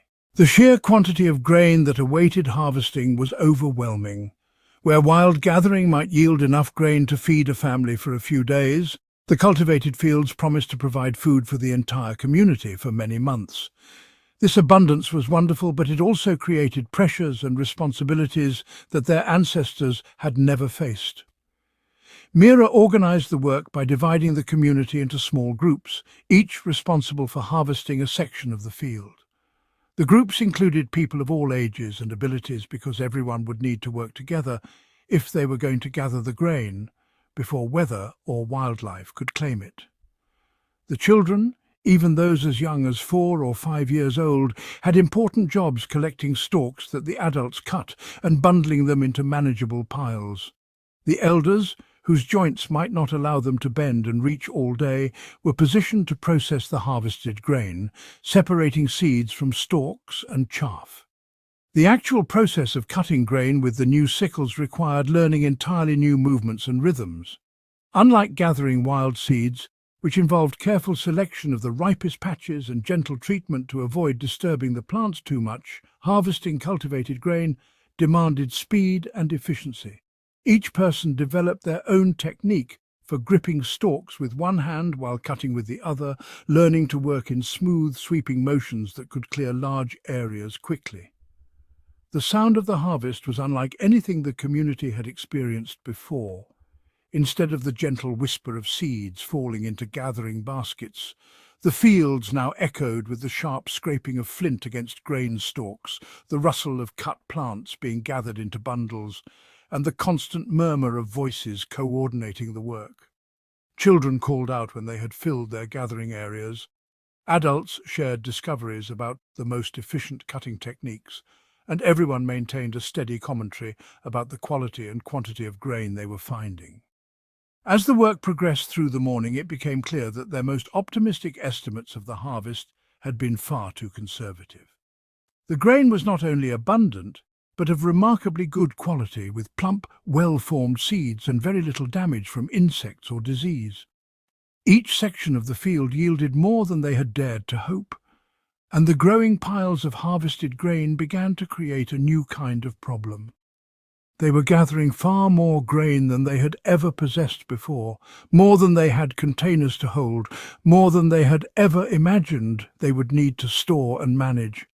The surplus calculations that occupied everyone's thoughts during brief rest breaks revealed the magnitude of their success. Based on their experience with rationing stored grain through the previous winter, they could estimate roughly how much grain each person in the community needed to consume each day to remain healthy and strong. Multiplying this by the number of people in their group and the number of days in a full year gave them a target amount that would ensure everyone could eat well, regardless of what other food sources might be available. But as the harvest continued and the piles of grain grew larger and larger, it became obvious that they were going to gather far more than this target amount.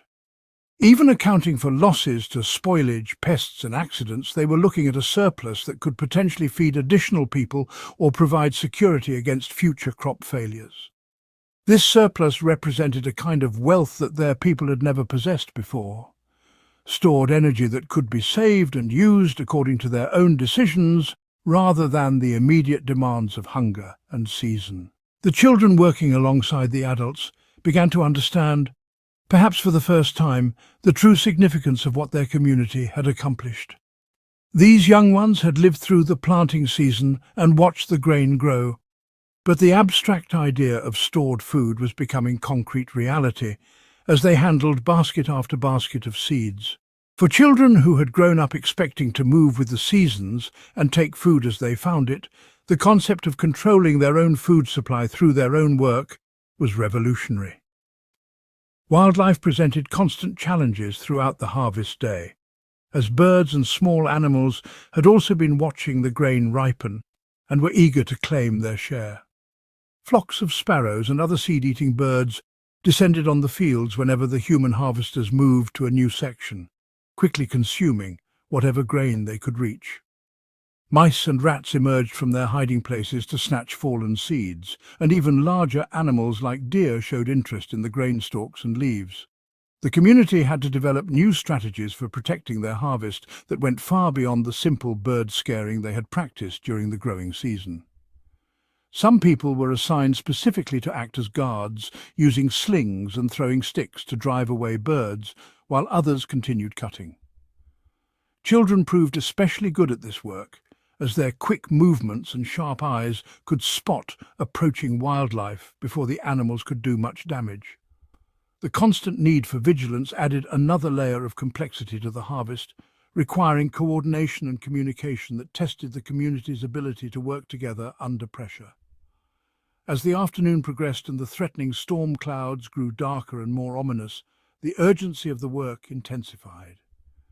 Everyone could feel the change in air pressure that signaled approaching rain, and they understood that wet grain would be much more difficult to process and store properly.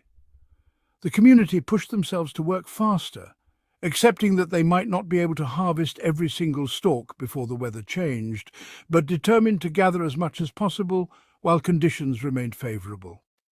The physical demands of harvest work were unlike anything most people in the community had experienced before.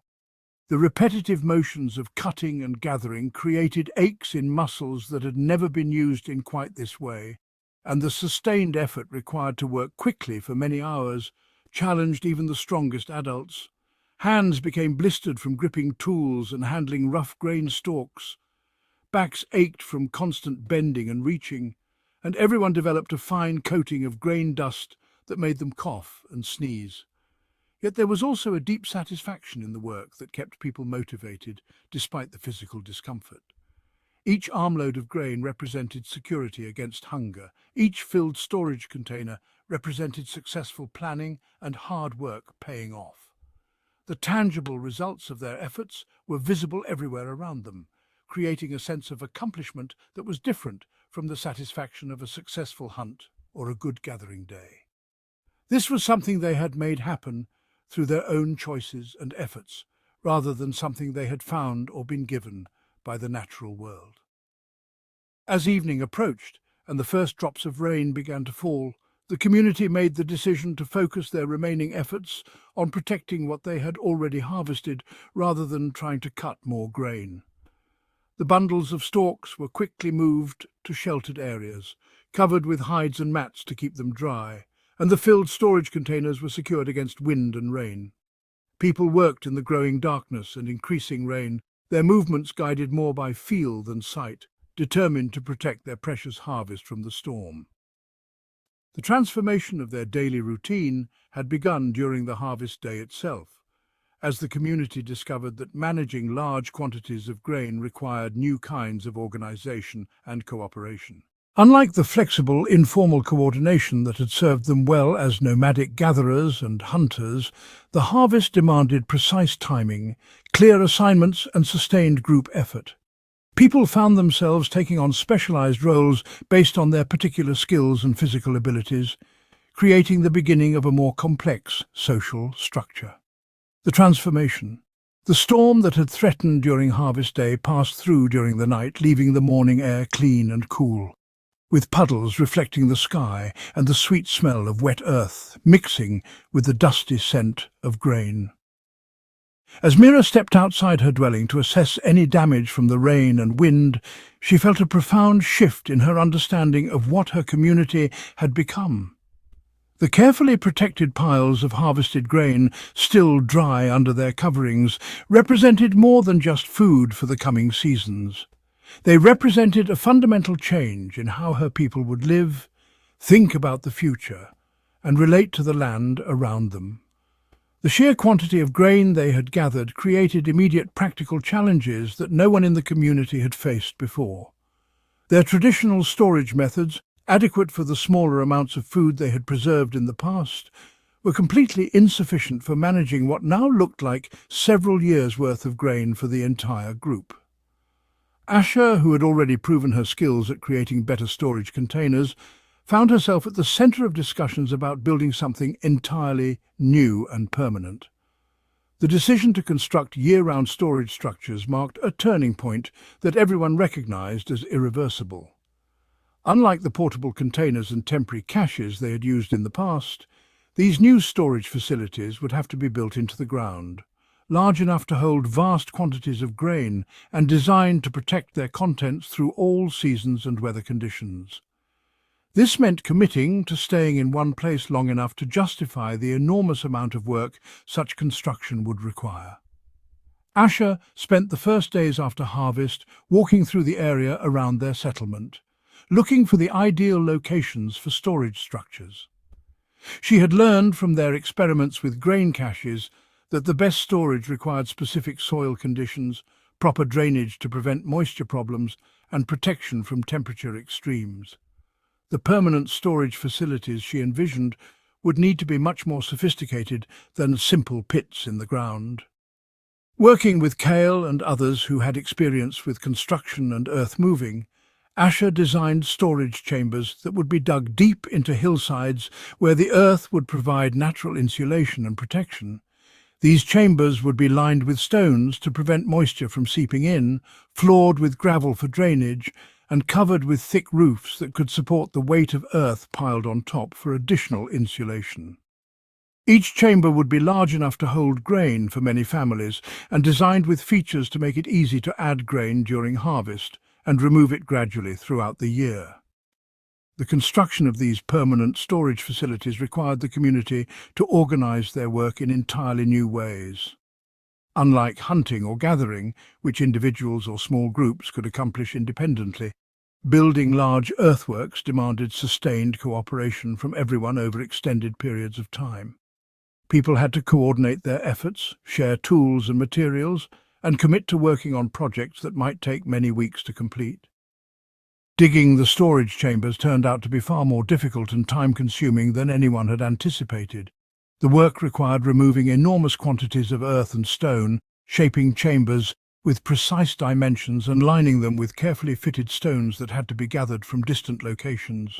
The physical demands of this construction challenged the community in new ways as people discovered muscles they had never used extensively and developed new kinds of calluses and strength. But the construction work also created opportunities for innovation and specialization that began to reshape the community's social structure. Some people proved to have particular talents for visualizing the three-dimensional shapes of the storage chambers and directing the digging work. Others developed skills at selecting and shaping stones for the chamber walls or at preparing the plant fiber materials used to waterproof joints and seams. Yorick, whose tool-making abilities had already proven valuable for creating harvest sickles, found that construction work required an entirely new range of specialized implements.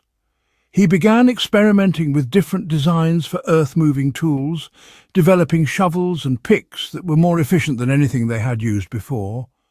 His workshop area became a center of innovation, as he created tools specifically designed for stonework, woodworking, and the various crafts needed to support construction. As the construction progressed, it became clear that some members of the community were more interested and skilled at this kind of work than others, while some preferred to focus their efforts on other activities. Rather than everyone trying to do everything, as had been traditional in their smaller nomadic group, people began to specialize in the work that suited their interests and abilities best. This specialization represented a fundamental change in how the community organized itself. In the past, every adult had needed to be reasonably competent at all the basic survival skills: hunting, gathering, tool-making, and construction of temporary shelters.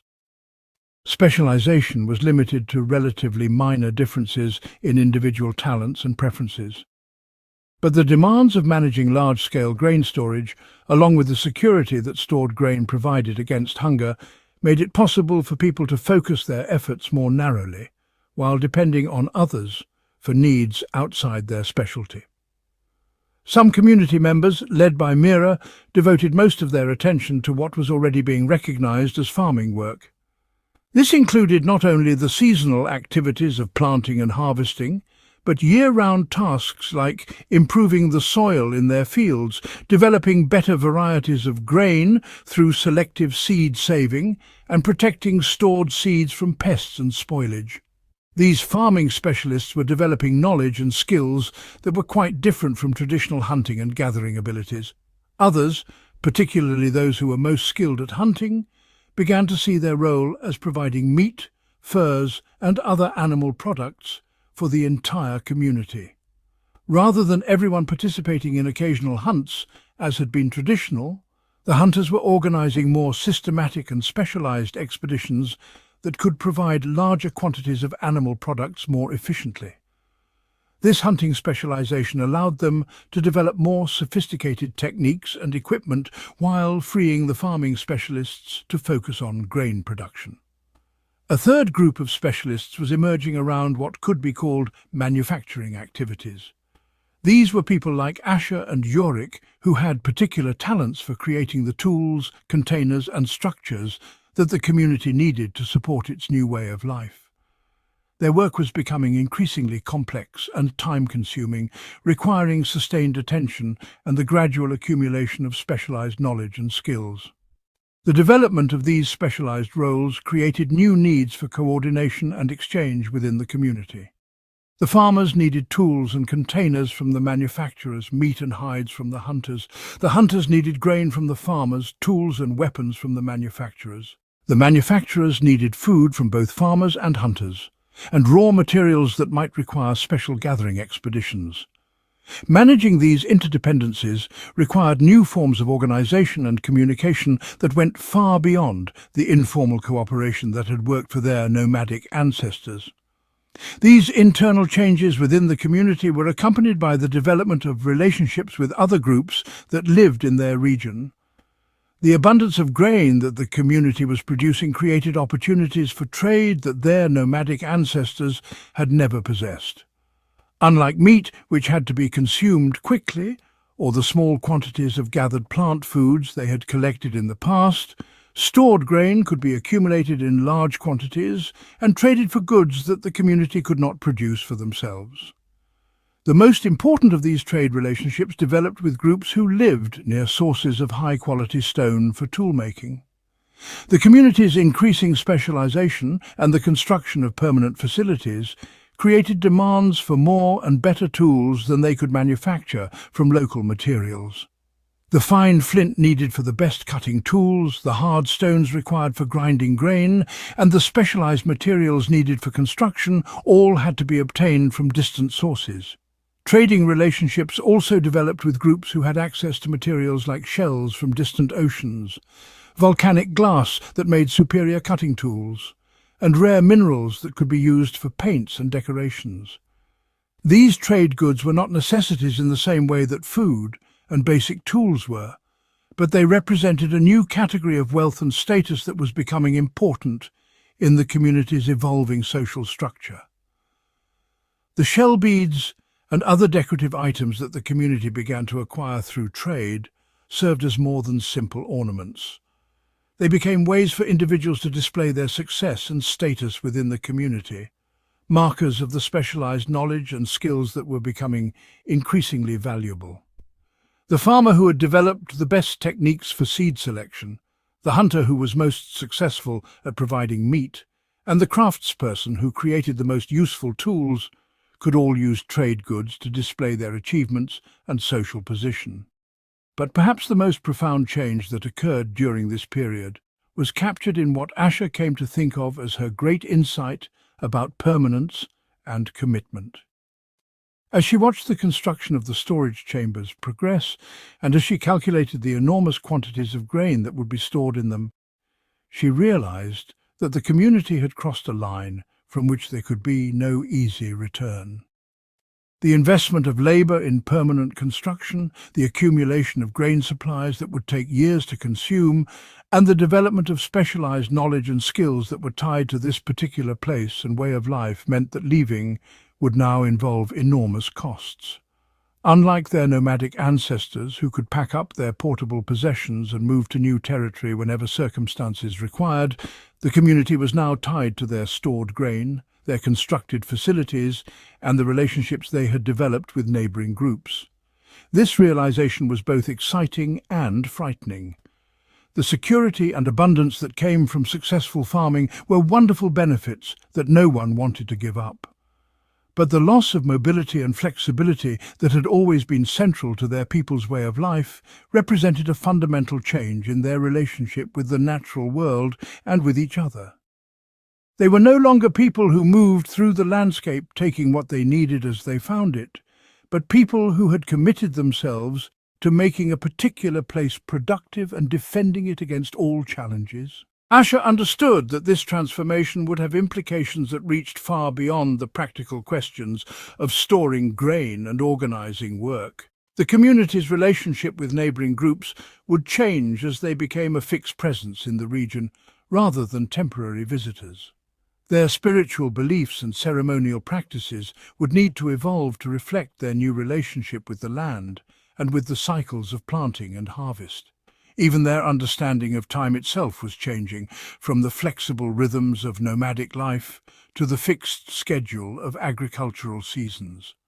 The children in the community were growing up with radically different expectations about how life should be lived than their parents had possessed at the same age. These young people were learning to think in terms of annual cycles of planting and harvest, permanent homes and storage facilities, and specialized roles within a complex community structure. For them, the idea of packing up everything they owned and moving to a new territory would seem as foreign as the farming life had once seemed to their elders. As autumn progressed and the community settled into new routines based around managing their stored grain and preparing for the construction projects that would occupy the winter months, everyone began to understand that they were living through a transformation that would reshape not only their own lives, but the lives of all their descendants. The success of their first major harvest had proven that farming could provide security and abundance beyond anything their ancestors had achieved, but it had also committed them to a way of life that would require new forms of organization, cooperation, and social complexity. The new ceremonies. The first full moon after the harvest brought with it a sense of completion and transformation that demanded recognition in ways the community had never needed before. As Mira stood in the clearing that had become their gathering place, surrounded by the new storage structures and the lingering scent of grain dust in the evening air, she felt the need for ceremonies that would acknowledge what they had accomplished and help them understand what they had become. The old rituals that had served their nomadic ancestors, focused on successful hunts and seasonal transitions, no longer seemed adequate for marking the significance of their agricultural transformation. The harvest festival that emerged from the community's collective creativity became the first of their new ceremonial traditions, different in fundamental ways from anything their ancestors had practiced. Where the old ceremonies had been about taking gifts that the natural world offered, the harvest festival was about celebrating a partnership between human effort and natural abundance. The grain that filled their storage containers was not something they had found or been given, but something they had created through their own work in cooperation with the earth, sun, and rain. Cale, whose role as an elder gave him responsibility for maintaining the community's ceremonial traditions, worked with others to develop rituals that would honor both the old ways and the new realities of their lives. The ceremony began at sunset on the day of the full moon, when the entire community gathered in a circle around a fire built in the center of their settlement. Unlike the portable fires of their nomadic past, this was a substantial construction of stones and earth that would burn for many hours and provide a permanent focal point for community gatherings. The opening of the ceremony involved each person in the community bringing a handful of grain from the recent harvest and placing it in a large basket at the center of the circle. As people added their grain to the common pile, they spoke briefly about their experience of the growing season, sharing memories of planting, tending and harvesting that had shaped their understanding of what farming meant. Children, who had never participated in ceremonies before, were encouraged to speak about what they had learned, and how they felt about the changes in their community. This sharing of individual experiences created a collective story about the community's transformation that was far richer and more complex than any one person could have told alone. The farmers spoke about the patient work of tending growing plants and the excitement of watching seeds develop into mature grain. The hunters described how their role had changed as they focused more on providing meat for people who were busy with agricultural work. The craftspeople explained how they had developed new tools and techniques to support the farming activities. The grain that had been collected during this opening ritual was then used to prepare special foods that were shared as the ceremony continued. Unlike the everyday porridge and flatbreads that had become staples of their diet, these ceremonial foods were prepared with extra care and enhanced with wild herbs, nuts, and other special ingredients that had been gathered specifically for the festival. The preparation and sharing of these foods reinforced the community's understanding of grain as something sacred and precious rather than simply utilitarian. Music and dancing played important parts in the harvest festival, but these too reflected the new realities of agricultural life. The songs that people created for the ceremony included new words and rhythms that captured the experience of planting, waiting, tending, and harvesting. Some songs told stories about the growth of individual plants from seeds to mature grain, while others celebrated the cooperation and hard work that had made the harvest possible. The dancing incorporated movements that mimicked agricultural work, with stylized versions of planting, weeding, and harvesting motions becoming part of the community's ceremonial expression. Children especially enjoyed these dance elements as they provided opportunities to demonstrate the new skills they had learned during their first growing season. The integration of work movements into ceremonial dancing helped reinforce the idea that farming was not just practical activity, but something worthy of spiritual celebration. As the harvest festival continued through the night, attention turned to one of the most important elements of the new ceremonial tradition, the blessing and preservation of seeds for the following year's planting. This seed blessing ceremony addressed what the community was learning was one of the most crucial aspects of successful farming, ensuring that the best possible seeds were available for future crops. Throughout the harvest, Mira and others who had developed expertise in farming had been carefully selecting the finest grain from the best plants, setting aside seeds that would be used for planting rather than eating. This selection process required detailed knowledge about which plants had grown most successfully, which had produced the largest and healthiest seeds, and which had shown the best resistance to pests and diseases. The seeds chosen for planting represented the community's investment in future abundance and security. The blessing ceremony treated these planting seeds as sacred objects that embodied the community's hopes and plans for the future. The selected seeds were placed in specially prepared containers that had been decorated with carved designs and painted with pigments obtained through trade. These seed containers were blessed by the elders and treated with rituals that emphasized their importance for the community's survival and prosperity. Part of the seed blessing involved the entire community making formal commitments about how the planting seeds would be protected and cared for during the months before the next growing season. Specific individuals were assigned responsibility for monitoring the seeds, protecting them from pests and moisture, and ensuring that they would be ready for planting when the appropriate season arrived. These commitments were taken very seriously, as everyone understood that failure to properly preserve the planting seeds could threaten the entire community's future. The ceremonial treatment of planting seeds also included rituals designed to ensure their fertility and success when they were eventually planted. These rituals drew on traditional beliefs about the spiritual forces that influenced growth and abundance, but adapted them to the new context of deliberate cultivation rather than wild gathering. The seeds were exposed to moonlight, blessed with water from the stream that irrigated their fields, and treated with prayers that asked for cooperation from the earth, sun and rain in the coming growing season. As the harvest festival moved toward its conclusion in the early hours of morning, The ceremony took on its most solemn and significant character, with rituals designed to honor their ancestors while acknowledging how far their own lives had diverged from traditional ways. This ancestor acknowledgement was particularly important because many people in the community were struggling with feelings of disconnection from the spiritual practices and cultural traditions that had sustained their people for countless generations. The ancestor honoring began with the recitation of genealogies and stories that connected each person in the community to their forebears, tracing family lines and cultural transmission back through many generations of nomadic hunters and gatherers. These recitations served to remind everyone that they were part of a continuous cultural tradition, even though their own lives were taking dramatically different directions from those of their ancestors. But the ancestor ceremony also included explicit recognition that the community's transformation represented a departure from ancestral ways that required explanation and justification.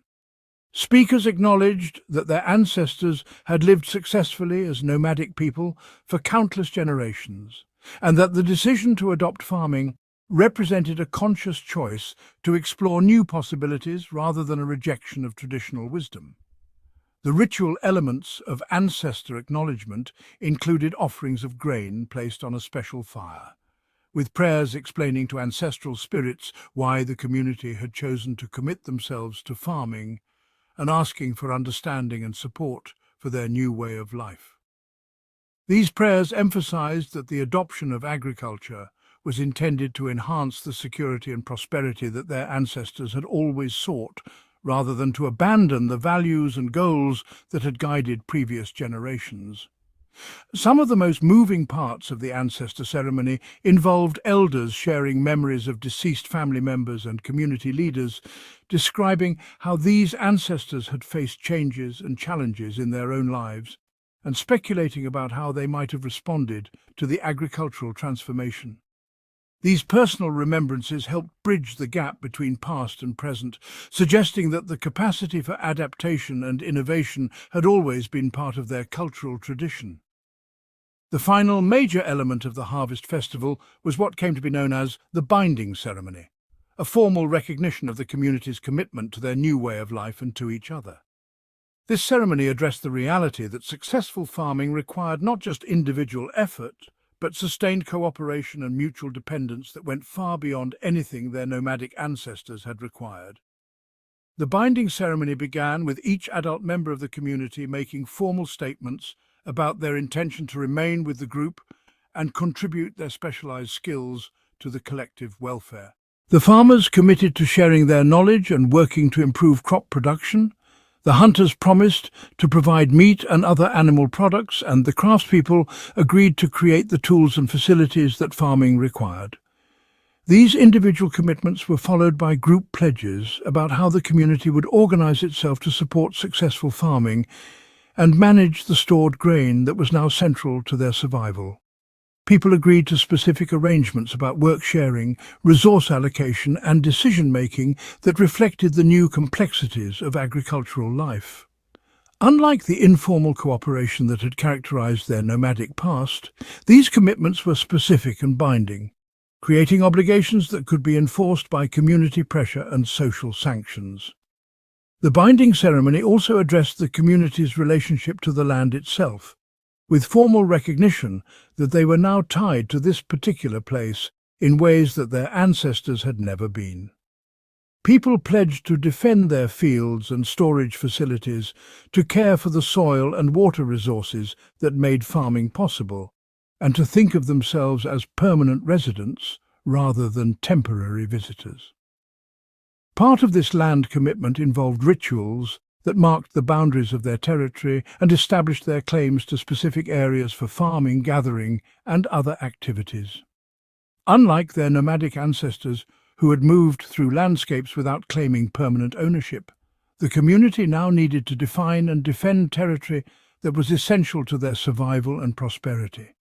The territorial marking included both practical elements, like clearing boundary markers and establishing pathways, and ceremonial components that involved prayers and offerings designed to establish spiritual relationships with the land. These rituals reflected the understanding that successful farming required not just technical knowledge, but spiritual harmony with the natural forces that controlled weather, soil fertility, and the growth of plants.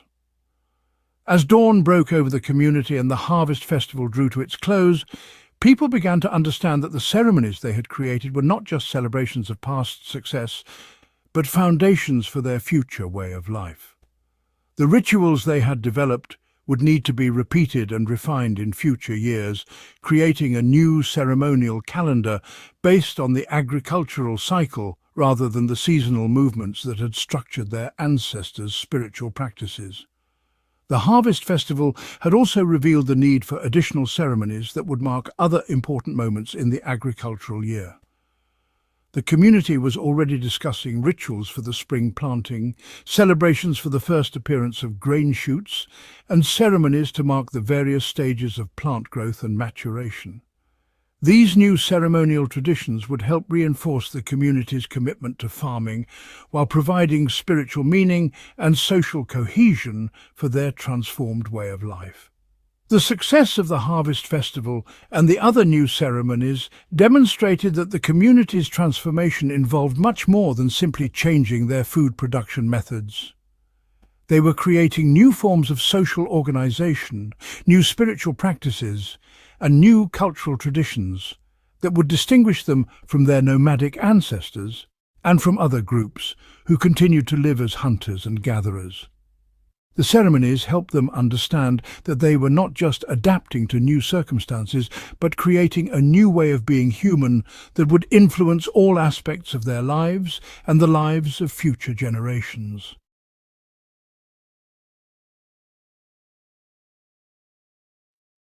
Deepening roots in the Fertile Crescent. When the second winter arrived in the valley where the Kethani had chosen to make their permanent home, the communities settled into their pit houses with a confidence that would have seemed impossible just 2 seasons earlier. The familiar weight of stored grain beneath their feet no longer carried the anxiety of uncertainty, but instead provided a deep, bone-warming comfort that spoke of security and abundance.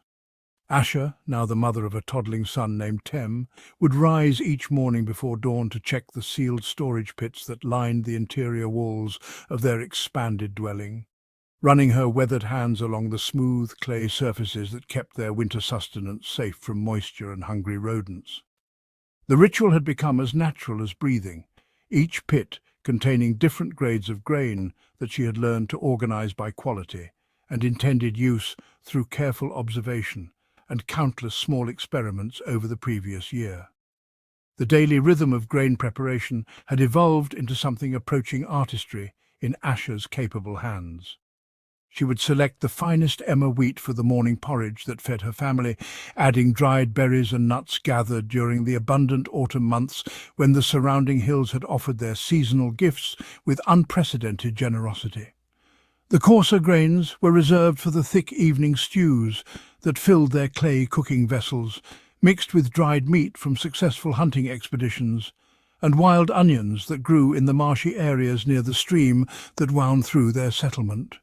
Her grinding stone, now weighing more than she could easily lift alone, had developed smooth working surfaces that produced flour of remarkable fineness when she applied the patient rhythmic motions that her shoulders and arms had grown strong enough to maintain for hours at a time. While Asher tended to the daily needs of nutrition and sustenance, her neighbour Zara had discovered within herself an unexpected talent for creating the baskets and containers that their increasingly complex lifestyle demanded. What had begun as a practical necessity during their first experimental season had blossomed into something far more sophisticated and beautiful than anyone in the community could have imagined. Zara's fingers had grown incredibly sensitive to the subtle differences between various plant fibers, and she could select the perfect materials for each specific purpose with an expertise that amazed even herself. The young willow shoots that grew along the riverbank provided flexibility for the framework of her largest storage baskets, while the longer, tougher grasses from the upland meadows created the tight weaving that kept grain dust from escaping through gaps in the construction. Her workshop, if it could be called that, occupied one corner of the communal area where several families had built their winter shelters in a rough circle around a central fire pit that never completely died during the coldest months. Here, surrounded by bundles of carefully sorted plant materials that she had gathered and prepared throughout the growing season, Zara would spend the long winter afternoons teaching the other women and older children the intricate techniques that she had developed through patient experimentation and countless small failures that had taught her valuable lessons about tension, pattern, and durability.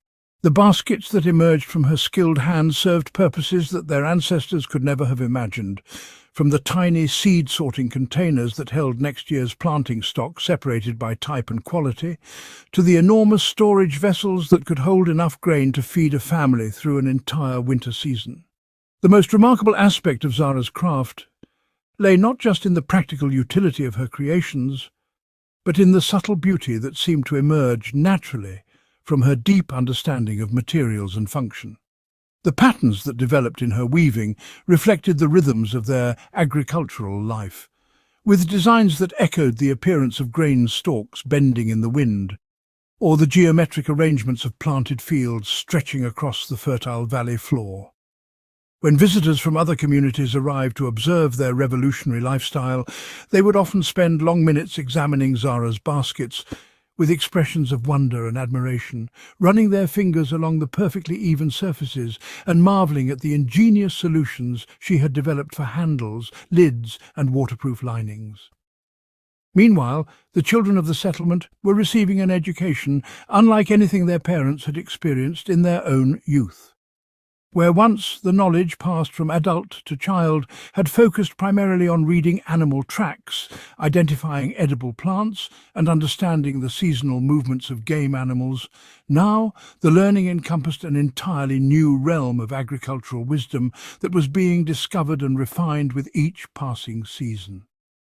Young Tem, despite his tender age, already showed signs of understanding the difference between different types of grain, and would toddle among the storage containers with a purposefulness that suggested an intuitive grasp of the importance of their contents. The older children, those who had lived through both the nomadic period and the transition to settled life, served as bridges between the old knowledge and the new understanding that their community was developing.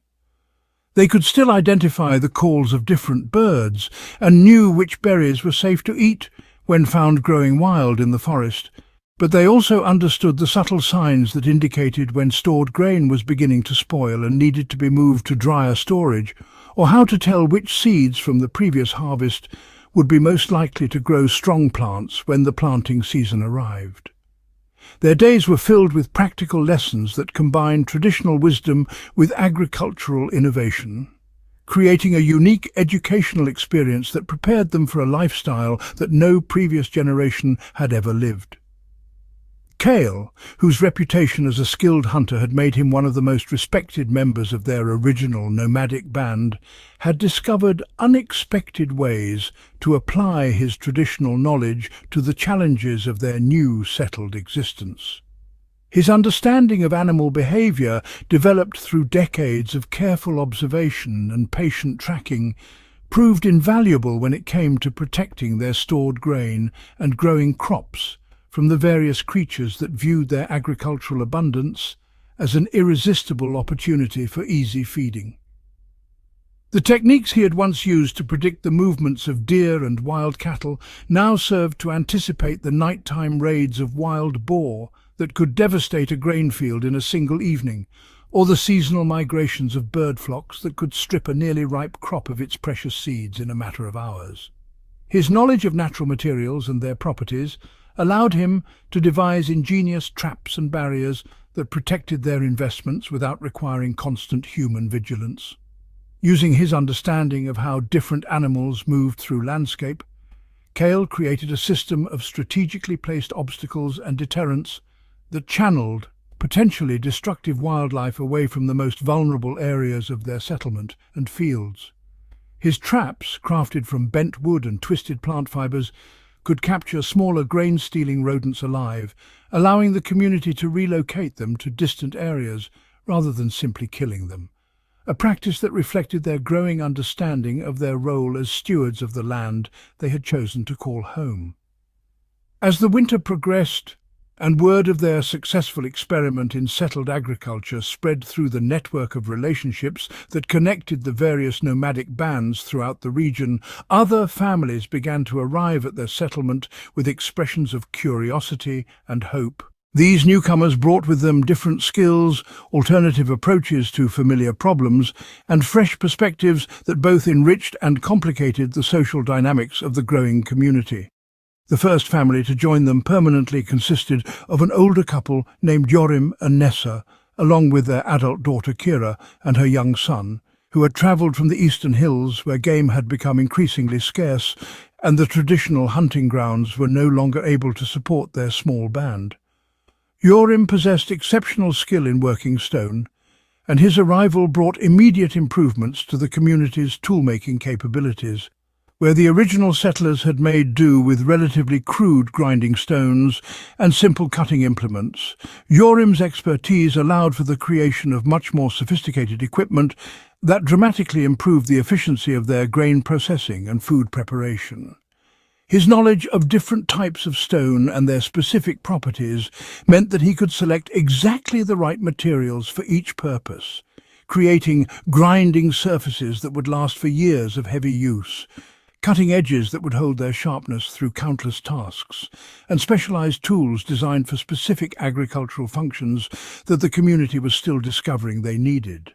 Nessa brought equally valuable skills in the preparation and preservation of plant foods, knowledge that had been developed in a region where the growing season was shorter and the winter storage period correspondingly longer.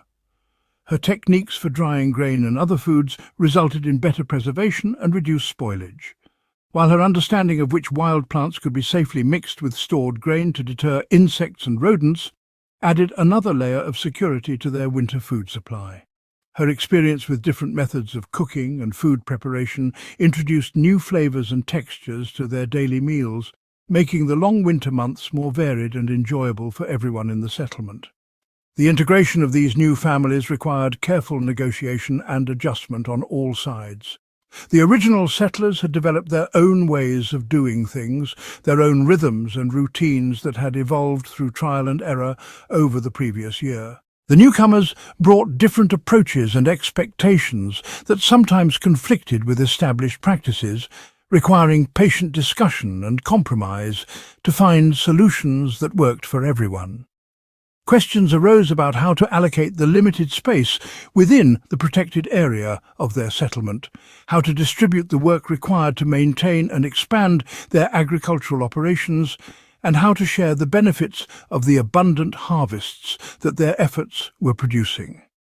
These negotiations were conducted with a spirit of mutual respect and practical cooperation that reflected the maturity and wisdom of people who understood that their individual survival depended on the success of the community as a whole.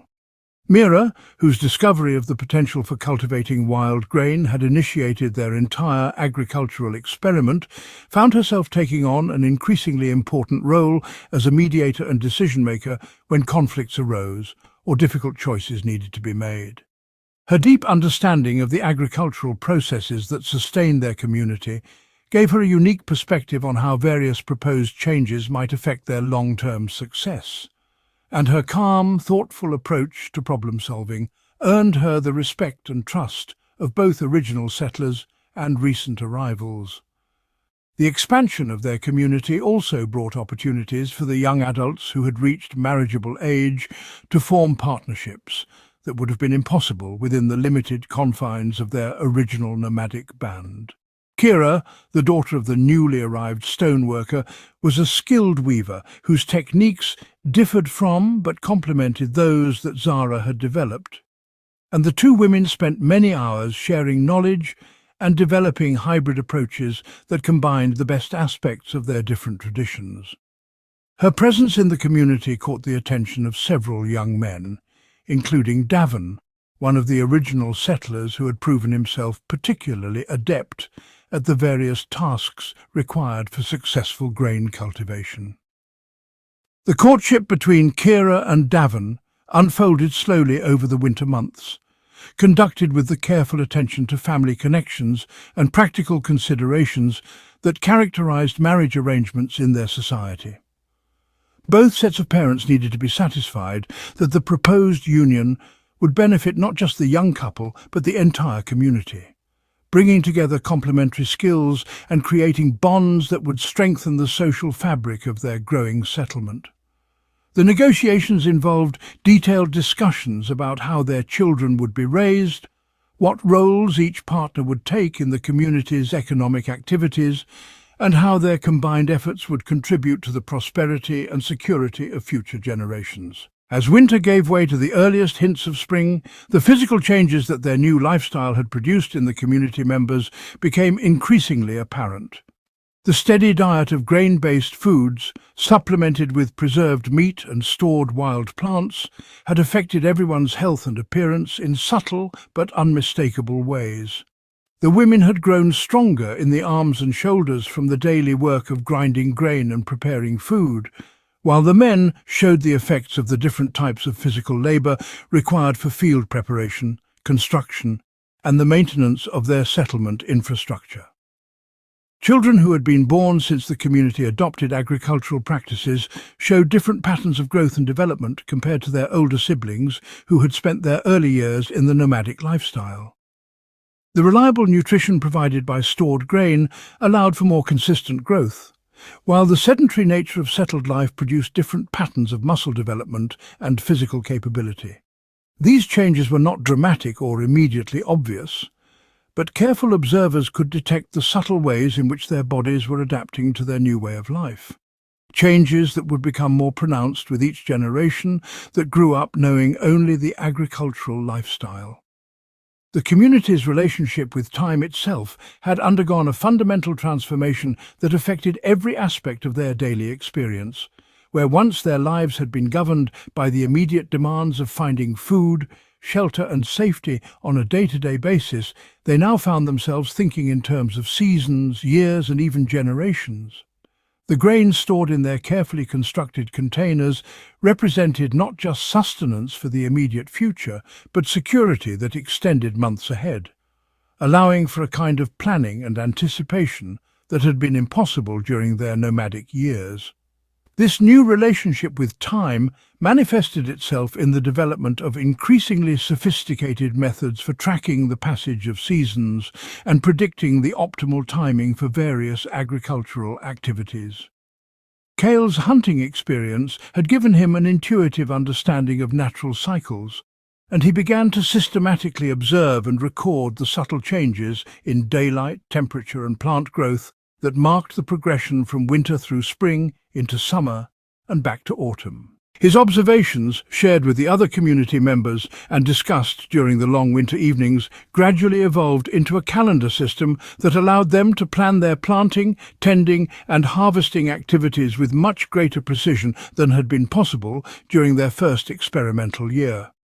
The tools that the community used in their daily work continued to evolve and become more specialized as their understanding of agricultural requirements deepened and their skills improved. Yorim's expertise in stoneworking resulted in the creation of implements designed for specific tasks that earlier generations had never needed to perform.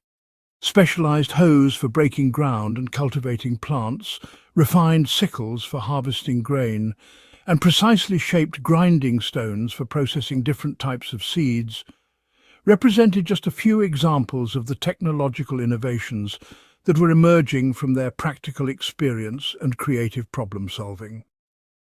The wooden tools that complemented their stone implements also showed increasing sophistication and specialization. Digging sticks evolved into more complex implements with specialized tips for different types of soil and different phases of field preparation. The containers used for planting, harvesting, and processing grain became more varied and precisely adapted to their intended functions, with different sizes, shapes and construction techniques optimized for specific tasks within the agricultural cycle.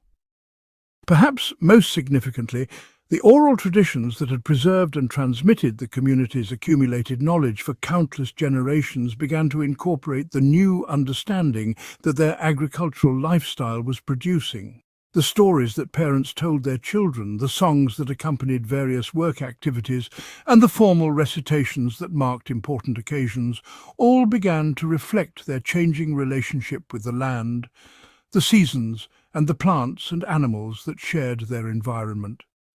Traditional tales about heroic hunters and dangerous journeys through unknown territories were gradually supplemented by new stories that celebrated the wisdom of those who first recognized the potential of wild grain, the patience required to tend growing crops, and the foresight necessary to save seeds for future planting. The metaphors and imagery that characterized their oral literature began to draw upon agricultural experiences rather than exclusively nomadic ones, creating a cultural foundation that would support and reinforce their commitment to the settled lifestyle for generations to come. When spring arrived, and the community prepared to begin their second year of intentional cultivation, they approached the task with a confidence and expertise that had been entirely absent during their first experimental season. Mira, now acknowledged by everyone as their most knowledgeable agricultural practitioner, led the planning process that would determine where to plant, what varieties of grain to emphasize, and how to expand their cultivated area to support their growing population. Her decisions were informed by careful observation of which areas had produced the best yields during the previous year, which types of grain had proven most reliable and nutritious, and which techniques had been most successful in protecting crops from weather, pests, and disease. The seed selection process had become a sophisticated operation that involved the entire community in evaluating and categorizing the grain that had been saved from the previous harvest. Different families had become responsible for maintaining different varieties of grain, ensuring genetic diversity while allowing for the gradual development of strains that were particularly well adapted to their local growing conditions. The seeds that were chosen for planting represented the best examples from the previous year's harvest, selected not just for size and apparent health, but for characteristics such as resistance to disease, ability to withstand adverse weather, and compatibility with their developing cultivation techniques. The planting itself proceeded with a methodical efficiency that would have impressed outside observers with its organization and purposefulness. Fields that had been carefully prepared during the late winter months were planted according to plans that took into account factors such as drainage, sun exposure, soil quality, and accessibility for the various maintenance activities that would be required throughout the growing season. The community had learned from experience which areas were most vulnerable to flooding during spring rains, which locations were most attractive to grain-eating birds, and which parts of their territory were most easily defended against the wild animals that might threaten their crops. As the planted grain began to emerge from the soil and develop into recognizable plants, the community's attention turned to the various activities required to ensure a successful harvest. Weeding became a regular occupation that engaged community members of all ages, from children who could identify the difference between grain seedlings and unwanted plants, to adults who understood the more subtle aspects of plant competition and soil management.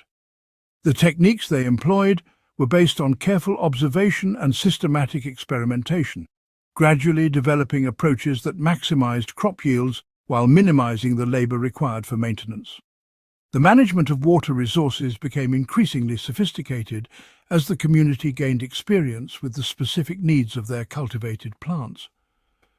Natural rainfall was supplemented by carefully directed irrigation that brought water from nearby streams to areas where it was most needed, using simple but effective channels and barriers that could be easily maintained and modified as conditions changed.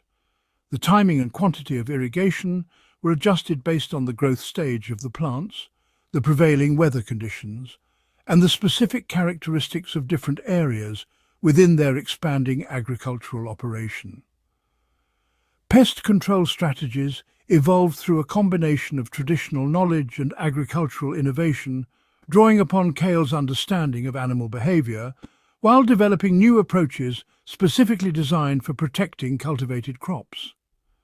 Physical barriers, such as fences and screens, were combined with natural deterrents and strategic planting patterns that discouraged unwanted animal intrusion, while encouraging the presence of species that helped control insect pests.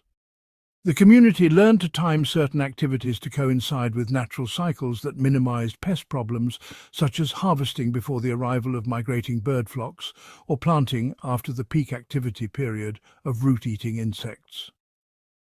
As word of their success continued to spread through the regional network of nomadic bands, increasing numbers of visitors arrived at their settlement to observe their agricultural techniques and evaluate the possibility of adopting similar practices in their own territories. These visitors brought news from distant areas, opportunities for trade and cultural exchange, and sometimes requests for assistance in establishing their own agricultural communities. The Kethani found themselves in the unexpected position of being teachers and advisors, sharing the knowledge they had gained through experimentation and hard work, while learning about different approaches and alternative techniques that had been developed by other groups. The interactions with visitors also provided opportunities for expanding their trade relationships and acquiring goods that could not be produced locally. Surplus grain could be exchanged for high-quality stone tools, exotic materials for basket making and textile production, medicinal plants from different ecological zones, and luxury items that added comfort and beauty to their daily lives. These trade relationships required the development of new skills in negotiation, quality assessment, and long-distance communication, as the community learned to evaluate the relative worth of different goods and establish lasting relationships with trading partners who might be located many days' travel from their settlement. The reputation that the Kethani were developing as successful agricultural innovators brought both benefits and responsibilities that they had not anticipated when they first decided to experiment with cultivating wild grain.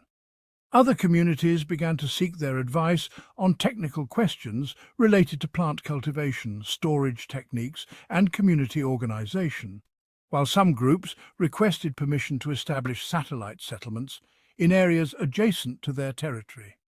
These requests required careful consideration of factors such as resource competition, security concerns, and the potential impact on their own long-term sustainability and prosperity. The social organization of their community continued to evolve as their population grew and their economic activities became more complex and interdependent. Leadership roles that had been informal and situational during their nomadic period began to formalize into more permanent positions with specific responsibilities and recognized authority. Mira's expertise in agricultural matters made her the natural choice for decisions related to planting, cultivation, and harvest activities, while Cale's knowledge of hunting and animal behavior gave him authority over matters related to protection and resource management outside the immediate agricultural areas. The resolution of conflicts and the making of decisions that affected the entire community required the development of new processes and institutions that could handle the increased complexity of their social organization. Regular meetings were established to discuss issues of common concern, plan for future activities, and ensure that all community members had opportunities to express their opinions and contribute to important decisions. These meetings served not only practical functions but also social and cultural purposes, strengthening the bonds between community members and reinforcing their shared commitment to their new way of life. As the second year of intentional cultivation progressed through spring and summer toward the anticipated harvest season, the members of the Kethani community could reflect on the remarkable transformation that had occurred in their lives over the relatively short period since Mira had first noticed the potential of wild grain growing in disturbed soil near their temporary campsite. What had begun as a simple experiment born of curiosity and practical necessity had evolved into a completely new way of life that promised security, prosperity, and opportunities for growth and development that their ancestors could never have imagined. The success of their agricultural experiment had demonstrated the possibility of humans creating abundance through their own efforts, understanding, and patient application of knowledge gained through careful observation and systematic experimentation.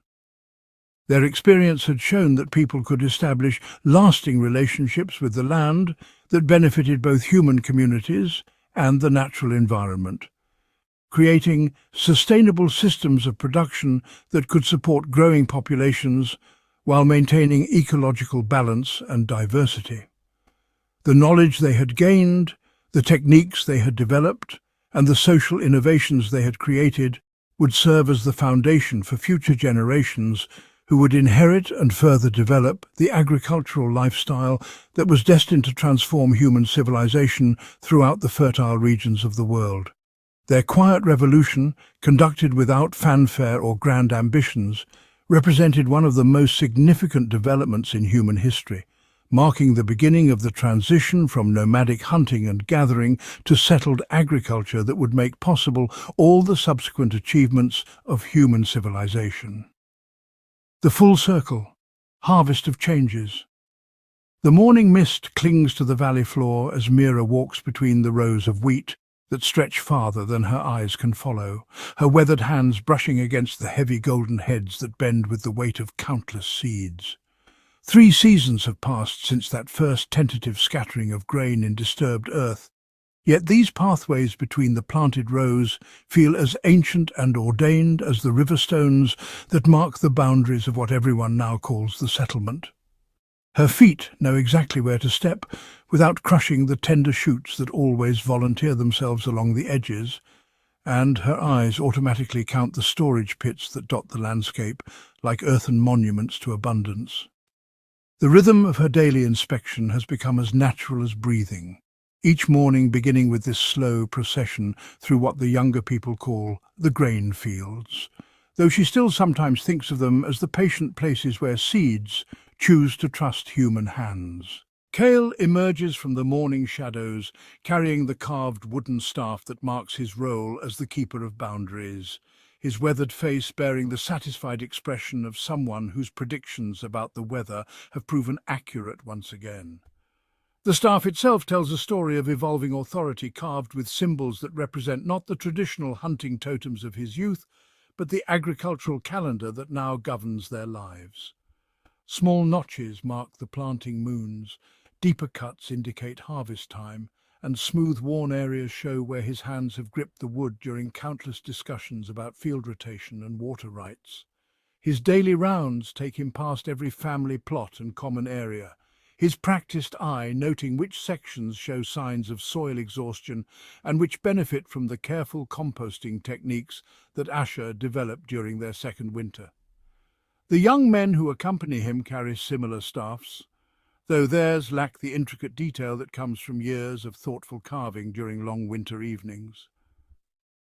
The settlement itself has grown into something that would have been unimaginable in their wandering days, with permanent structures arranged in clusters that follow the natural contours of the land, while maintaining careful distances from the storage areas that contain their accumulated wealth.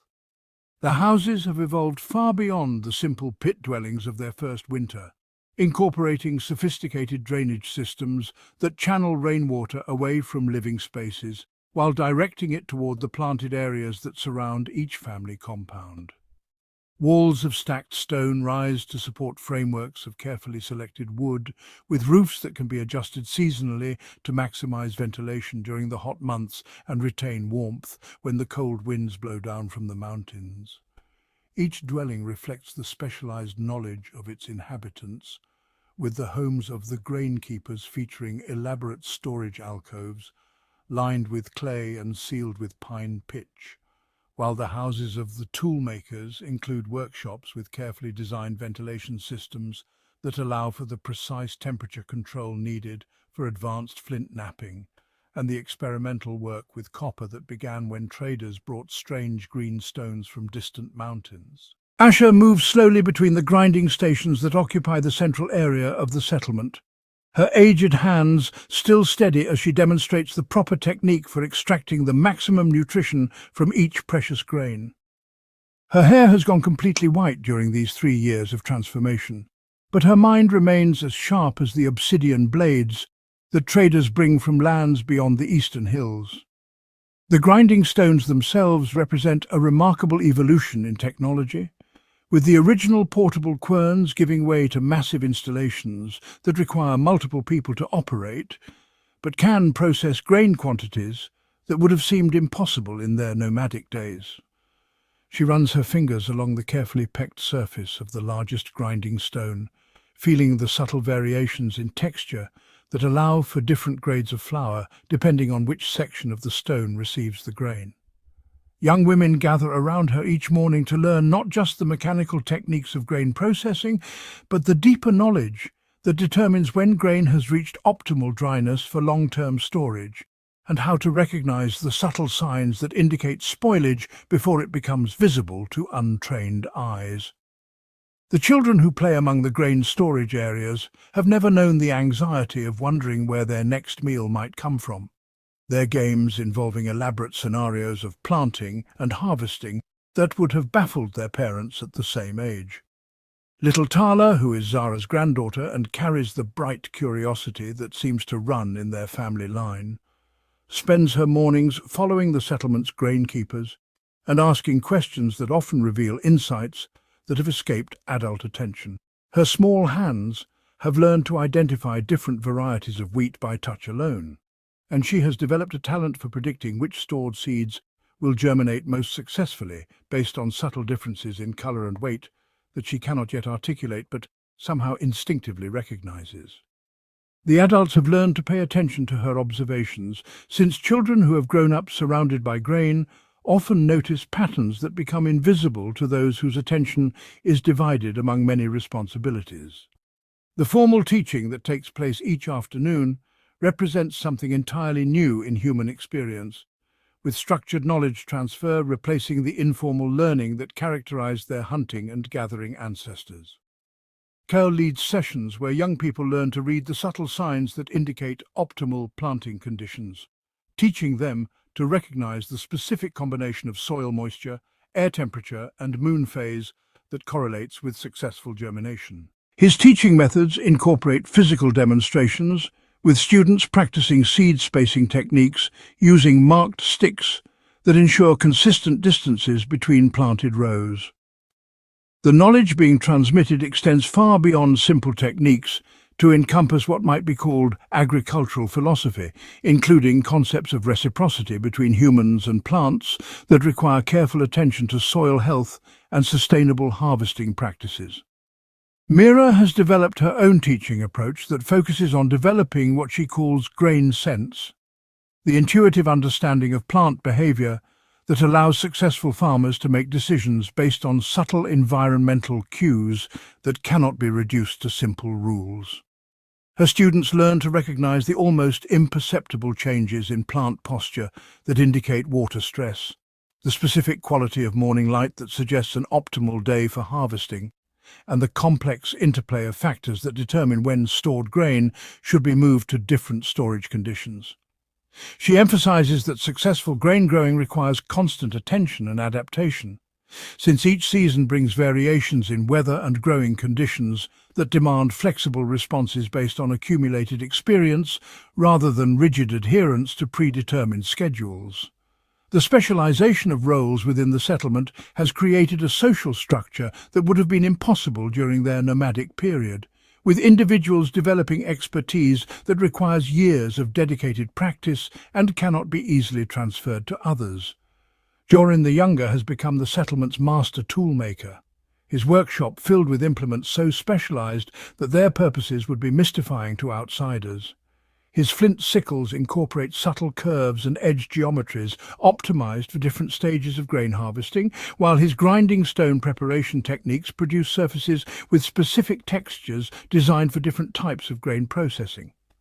The knowledge required to create these tools includes understanding of stone fracture patterns, heat treatment processes, and hafting techniques that represent the accumulated learning of multiple generations compressed into a single lifetime of focused experimentation. Becker has emerged as the settlement's primary trader, her extensive knowledge of regional resources and seasonal availability patterns making her indispensable for acquiring materials that cannot be produced locally. Her trading expeditions follow carefully planned routes that take advantage of seasonal variations in resource availability, with timing calculated to maximize the value of grain surpluses in exchange for obsidian, shells, copper, and other materials that enhance the quality of life within the settlement. She has developed relationships with trading partners across vast distances, creating networks of reciprocal obligation that extend the settlement's influence far beyond the physical boundaries of their cultivated fields. Her knowledge includes detailed information about the preferences and seasonal cycles of dozens of other communities, along with diplomatic skills that allow her to negotiate complex, multi-party exchanges that benefit everyone involved. The resolution of conflicts within the settlement has required the development of entirely new social mechanisms, since the permanent nature of their community means that disputes cannot be resolved through the traditional method of simply avoiding problematic individuals by moving to different hunting grounds. Kale has assumed responsibility for mediating disagreements about land use and resource allocation. His decisions guided by principles that balance individual needs with community welfare while maintaining the long-term sustainability of their agricultural system. The most common disputes involve boundaries between family plots and access rights to common resources like water and clay deposits, with resolution requiring careful consideration of both immediate practical needs and precedents that will guide future decisions. The establishment of clear protocols for inheritance and property transfer has become increasingly important as the settlement accumulates wealth in the form of improved land, storage facilities, and specialized tools that represent substantial investments of time and labor. Families have begun to think in terms of generational planning, with decisions about field management and infrastructure development guided by considerations of what will be passed down to children and grandchildren. This long-term thinking represents a fundamental shift from the immediate focus that characterized nomadic life, requiring new forms of social organization that can maintain continuity across multiple generations while adapting to changing circumstances. The teaching of conflict resolution skills to young people has become as important as instruction in agricultural techniques, since the success of permanent communities depends on the ability of individuals to negotiate differences without resorting to violence or community splitting. Children learn through structured role-playing exercises that help them understand different perspectives and practice finding solutions that address underlying needs rather than simply determining winners and losers. These skills include active listening techniques that ensure all parties feel heard, creative problem-solving approaches that identify options not immediately obvious to the disputants, and communication methods that allow for face-saving compromises that preserve relationships while resolving immediate problems. Young Davin represents the first generation to grow up entirely within the agricultural community, his understanding of the world shaped by the rhythms of planting and harvesting rather than the seasonal migrations that defined his parents' childhood. His relationship to the land reflects a sense of belonging and responsibility that his elders sometimes envy, since his attachment to place feels natural and unforced rather than being the result of a conscious choice to abandon nomadic traditions. He moves through the grain fields with an easy confidence that comes from intimate familiarity with every subtle variation in soil and drainage. His knowledge, including details about microclimates and growing conditions that escaped the attention of adults whose minds were formed during their wandering years. The young adults like Davin approach agricultural work with innovations that sometimes startle their elders, experimenting with techniques that combine traditional knowledge with creative adaptations that take advantage of the unique conditions within their settled environment. Their willingness to try new approaches has led to improvements in crop yields and storage techniques that build upon the foundational work of the original settlers while pushing the boundaries of what is possible within their technological constraints. They communicate with plants in ways that seem almost mystical to older observers, reading subtle signs and responding to environmental conditions with an intuitive understanding that comes from lifelong immersion in agricultural systems. The perspective of these young people on mobility and territory differs fundamentally from that of their parents, with their sense of identity firmly rooted in specific places rather than in the portable social relationships that sustained nomadic communities. They speak of particular fields and storage areas with emotional attachment that reflects genuine love for the land itself, not just appreciation for its productivity. Their dreams and aspirations centre around long-term improvements to the agricultural system and the establishment of permanent institutions that will serve their own children and grandchildren. This generational difference in perspective creates occasional tension within families, as parents who remember nomadic freedom sometimes worry about their children's deep attachment to place and the psychological vulnerability that comes from having so much invested in a single location. Zara's granddaughter, Tala, embodies this new relationship to the world, her imagination filled with visions of plants and growing things rather than the animal spirits that dominated the dream life of previous generations. Her play involves elaborate scenarios of seed planting and crop tending, with stuffed dolls made from woven grass playing the roles of farmers and grain spirits in stories that blend practical agricultural knowledge with mythical elements that reflect her community's evolving spiritual understanding. She draws pictures in the dirt that show plant root systems and seed germination processes with accuracy that impresses adults, her artistic expression reflecting an intuitive grasp of botanical concepts that would have been irrelevant to children of earlier generations. The spiritual evolution within the community has been gradual but profound, with new deities and ritual practices emerging organically from their agricultural experience rather than being imposed through contact with outside religious traditions. The Grain Mother has become a central figure in their ceremonial life, her worship involving rituals that celebrate the partnership between humans and plants while acknowledging the vulnerability that comes from dependence on successful harvests. These ceremonies incorporate elements from their hunting and gathering past, but transform them to reflect agricultural realities, with seasonal festivals marking planting and harvesting times rather than animal migration patterns. The development of agricultural mythology has created a rich symbolic language that helps community members understand their relationship to the land and their responsibilities as cultivators rather than simply harvesters of wild resources. Stories about the first seeds describe them as gifts from plant spirits who chose to enter into partnership with humans, creating mutual obligations that require humans to care for the land in exchange for the abundance that comes from successful cultivation. These myths provide guidance for practical decision-making while connecting daily agricultural work to larger spiritual principles that give meaning and purpose to the repetitive tasks that fill their lives. The ritual calendar has become increasingly complex as the community develops ceremonies that mark every significant stage in the agricultural cycle, from soil preparation through final harvest and the blessing of seeds set aside for the following year's planting. These rituals serve practical functions by coordinating community labor and ensuring that critical tasks are completed at optimal times, while also providing a spiritual framework that helps individuals understand their roles within the larger agricultural system. The ceremonies often involve the entire community in coordinated activities that reinforce social bonds while accomplishing necessary work, combining efficiency with spiritual satisfaction in ways that make agricultural labor feel meaningful rather than merely productive. Asha spends her evenings contemplating the transformation she has witnessed, her memories spanning the entire period from their first tentative experiments with grain storage to the current state of abundance and security that sometimes feels almost magical compared to the uncertainty of their nomadic past.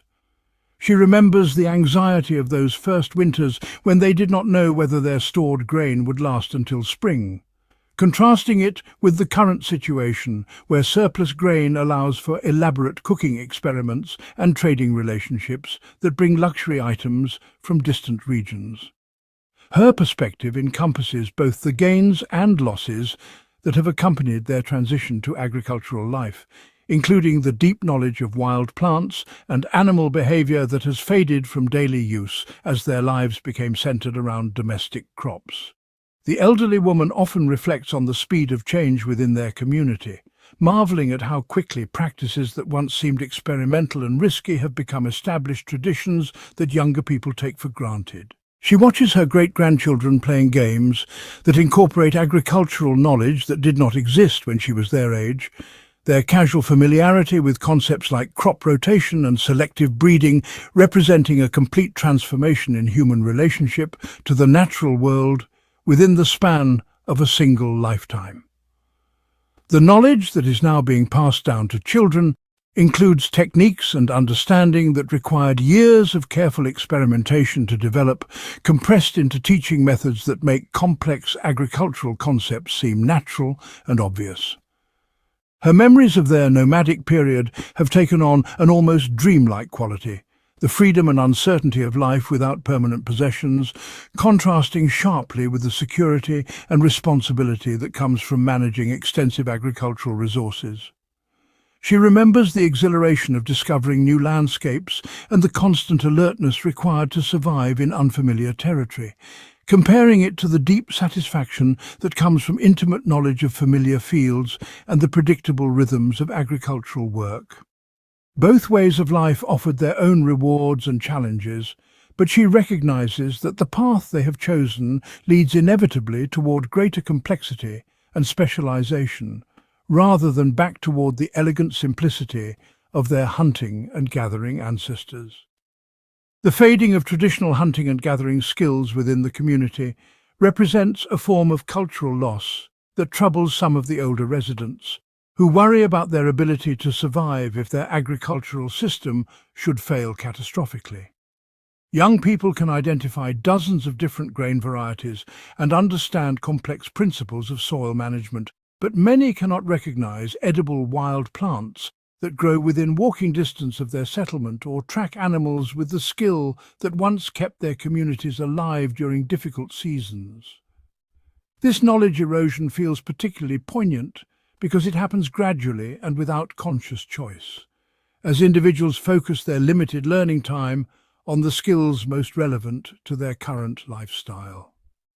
The spiritual implications of this knowledge loss extend beyond practical concerns to questions about human relationship to the natural world and the wisdom that comes from direct dependence on wild systems rather than domestic ones.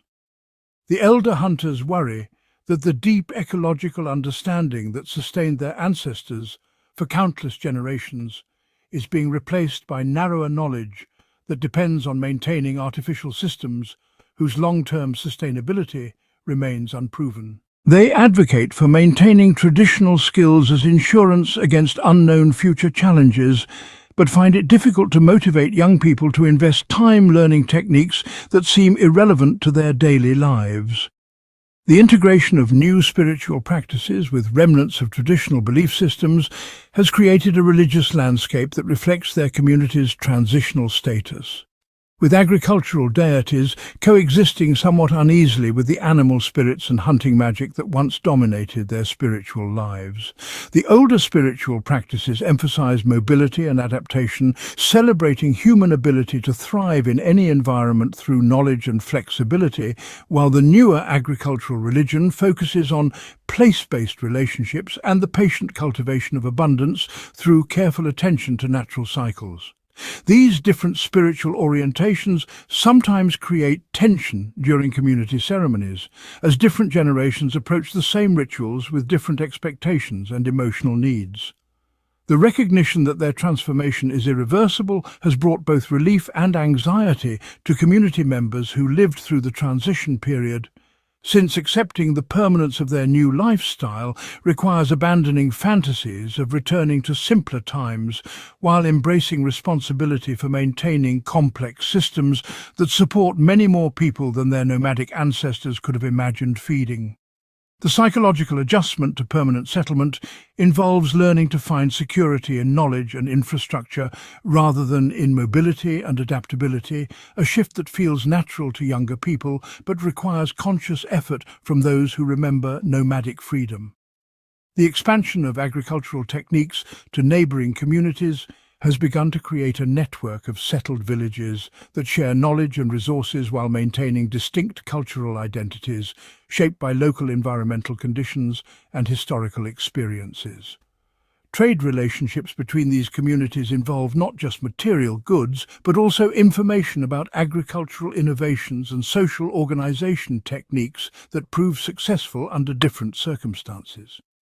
The exchange of ideas has accelerated the pace of agricultural development across the entire region, with successful experiments in one community quickly spreading to others through formal and informal communication networks. The establishment of regular communication between agricultural communities has created opportunities for young people to learn from multiple teachers and experience different approaches to solving common problems, broadening their understanding beyond the techniques developed within their own settlement. Marriage relationships between communities have become increasingly common as families seek partners with complementary agricultural knowledge and access to different resources, creating kinship networks that span considerable distances while maintaining connections to specific places and agricultural systems. The competitive pressure created by communication between communities has driven innovation at a pace that would have been impossible for isolated settlements, with each community striving to develop techniques that provide advantages in productivity or trade relationships. This competition has led to rapid improvements in tool technology, storage methods, and crop varieties as communities share successful innovations while keeping their most valuable discoveries as closely guarded secrets that provide trading advantages. The resulting acceleration of technological development has created a sense that change itself has become a permanent feature of their lives, requiring constant adaptation and learning even within agricultural systems that initially seemed to offer stability and predictability. The spread of agricultural techniques has begun to create regional specialization as communities discover that their local environmental conditions provide advantages for growing particular crops or producing specific types of goods that are valued by trading partners.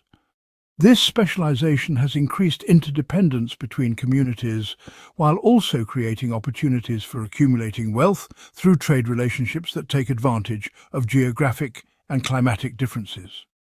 The development of regional trade networks has introduced new forms of social complexity as communities negotiate relationships that involve both cooperation and competition, requiring diplomatic skills that extend far beyond the personal relationships that sustain smaller nomadic groups. The great conversation about land ownership and permanent settlement has begun to spread beyond agricultural communities to influence the thinking of hunting and gathering groups who observe the prosperity of their settled neighbours while maintaining attachment to nomadic traditions. These discussions involve fundamental questions about human relationship to the natural world and the relative values of freedom versus security that cannot be resolved through simple practical considerations. The ideas being debated include concepts of territorial control, inheritance rights, and collective responsibility for land management that represent radical departures from traditional practices based on seasonal movement and temporary use of resources. The influence of agricultural communities extends beyond their immediate neighbours through trading relationships and intermarriage that carry new ideas about permanent settlement and resource management to groups who have not yet made the transition to farming. These ideas often create internal tensions within nomadic communities as some members become attracted to the security and abundance of agricultural life, while others resist changes that threaten cultural traditions and personal identity. The resulting debates help to clarify the values and assumptions that underlie different approaches to human survival and social organization, creating opportunities for conscious choice rather than simply following inherited patterns. The deepening roots, final chapters of agricultural transformation. The morning sun cast long shadows across the fields that had once been wild grassland, and Mira walked slowly between the rows of grain that grew shorter and sparser than they had in seasons past. Her weathered hands, now marked by countless harvests, reached down to touch the soil that felt different beneath her fingers than it had when she first scattered those precious seeds so many seasons ago. The earth that had once been dark and rich now showed patches of lighter colour, and when she crumbled it between her palms, it felt almost dusty compared to the heavy, fertile loam she remembered from the early days of their great experiment with growing grain. Young Bren, one of the newest members of their community who had arrived just 2 seasons ago with his family from the eastern hills, walked beside her with the eager energy of someone who had not yet learned the deep patience that farming required. He pointed to the struggling plants and asked why they looked so different from the thick, tall grain that grew in the newer fields on the other side of the settlement. Mira paused, her eyes scanning the familiar landscape that held so many memories of discovery and growth, and began to explain something that she and the other experienced growers had been discussing around the evening fires for many moons now. The earth, she told him, was like a person who had been working very hard for many years without proper rest. Just as a hunter who chased game for days without sleep would eventually stumble and lose his strength, the soil that had been giving them grain year after year was becoming tired and weak. She remembered how, in the very beginning, when they had first started deliberately planting seeds instead of just gathering what grew wild, every handful of grain they scattered seemed to produce more stalks than they had ever dreamed possible. The earth had been eager to share its gifts, responding to their careful tending with abundance that sometimes overwhelmed their storage baskets and grinding stones. But now, after many cycles of planting and harvesting the same fields, they were beginning to understand something important about the relationship between people and land. Kale, whose hair had turned completely grey during their years of settlement, had been the first to notice that the wild game animals never stayed in one place too long, moving from valley to valley as the seasons changed. He wondered aloud whether the earth needed similar kinds of rest and movement, even though they could not pick up their fields and carry them to new places the way they once carried their sleeping furs and cooking pots. The solution, they discovered, came from watching what happened in places where they had stopped farming for other reasons. 2 seasons ago, a flash flood had covered one of their smaller fields with sand and debris, making it impossible to plant. The following year, when the water had receded and they had cleared away the deposited materials, they found that the soil underneath was darker and richer than any they had seen in recent memory. This observation led to long discussions among the most experienced farmers about how they might deliberately give their fields similar periods of rest and renewal. Asher, now recognized as the wisest keeper of practical knowledge in the community, suggested that they could divide their farming areas into sections, working some while letting others rest. During the resting periods, they could allow wild plants to grow back, and these plants would eventually die and sink into the soil, feeding it the way fallen leaves fed the forest floor. They even began to scatter the waste from their grain processing and the remains of their meals onto the resting fields, watching as these materials slowly disappeared into the earth and made it rich again. This discovery of what they began to call field resting led to other important changes in how they organized their work and their community. With some fields always resting while others were being worked, they needed fewer people to tend the active growing areas, but they also needed those people to be much more skilled and knowledgeable than in the early days when everyone simply scattered seeds wherever the ground looked promising. The difference between someone who understood the subtle signs of soil health, the proper timing for planting different types of grain, and the best methods for encouraging growth, and someone who was still learning these complex skills, became very important to the success of their food production. Davin, who had been just a young boy when Mira first found the wild grain stands, had grown into one of the most gifted farmers in the community. His hands seemed to know instinctively when soil was ready for planting, and he could look at the colour and texture of growing grain stalks and predict with remarkable accuracy what the harvest would bring. When newer community members worked alongside him in the fields, they could see the difference between his confident, efficient movements and their own uncertain fumbling with tools and techniques that still felt strange and difficult. This growing gap between the highly skilled farmers like Davin and the less experienced workers created new kinds of relationships within the community that had not existed in their earlier, simpler days. During harvest time, when speed and skill were essential to bringing in the grain before weather or animals could destroy it, the experienced farmers naturally took charge of the most critical tasks, like judging when the grain was perfectly ripe and directing the complex process of cutting, drying and storing the precious food. The newer or less skilled workers found themselves doing the heavier, more repetitive jobs, like carrying bundles of grain stalks, cleaning seeds and preparing the storage areas. At first, this division of labour seemed natural and helpful, allowing the most important work to be done by those best qualified to do it. But as seasons passed, some people began to notice that those who did the skilled farming work also had more influence in community decisions about when to plant, where to expand their fields, and how to distribute the harvest. The master farmers like Davin and Mira found that other community members sought their opinions not just about growing grain, but about all kinds of questions related to the future of their settlement. Meanwhile, those who worked primarily as labourers during the intense periods of planting and harvest often spent the quieter seasons developing other skills that were also valuable to the community. Some became expert toolmakers, crafting the specialised implements that farming required. Others focused on preparing and cooking the grain in new and better ways, or on creating the baskets, pottery and storage containers that their settled life demanded. Still others maintained the hunting and gathering skills that provided important additions to their grain-based diet, venturing out to collect wild fruits, nuts and occasional game animals that supplemented their agricultural abundance. But even these different specializations created subtle rankings within the community. A master basket weaver like Zara, whose containers were essential for storing the community's grain, commanded respect and had her opinions sought on important matters.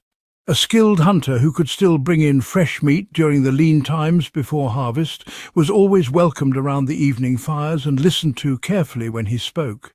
However, someone whose main contribution was carrying heavy loads or digging storage pits, while certainly valuable to the community, did not have the same kind of influence in discussions about the future. These emerging differences in roles and status were still subtle and gentle compared to what would develop in later generations. But they represented an important change from the earlier days when everyone in the community had basically similar skills and contributions. The shift towards specialization was driven by practical necessity, as their farming techniques became more sophisticated and their community grew larger. But it also created new challenges in maintaining the harmony and cooperation that had been essential to their survival and success. One of the most pressing of these challenges involved protecting the wealth that their agricultural success had created. In the early days of their experiment with growing grain, they had been just another small band of people living in temporary shelters and owning little beyond their tools and clothing. Now their permanent settlement contained stores of grain that represented months or even years of food security, along with specialized tools, carefully crafted containers, and other accumulated goods that made their lives more comfortable and secure. This wealth, however, also made them a target for other groups who had not been as successful in developing their own reliable food sources. During the season of storms, when travel was difficult and most people stayed close to their winter shelters, the community felt relatively safe. But as the weather warmed and movement became easier, they began to notice strangers observing their settlement from distant hills, and occasionally found evidence that someone had been exploring their territory during the night. The first serious attempt at raiding came during a late summer when their grain stores were at their fullest, just after the harvest had been completed. A group of about 15 people, clearly from a different region based on their unfamiliar clothing and tool styles, approached the settlement in the early morning and demanded that the residents share their stored grain. The leader of these visitors, a tall man with scars on his arms that suggested a life of frequent fighting, claimed that his people were starving and that those who had plenty should give to those who had nothing.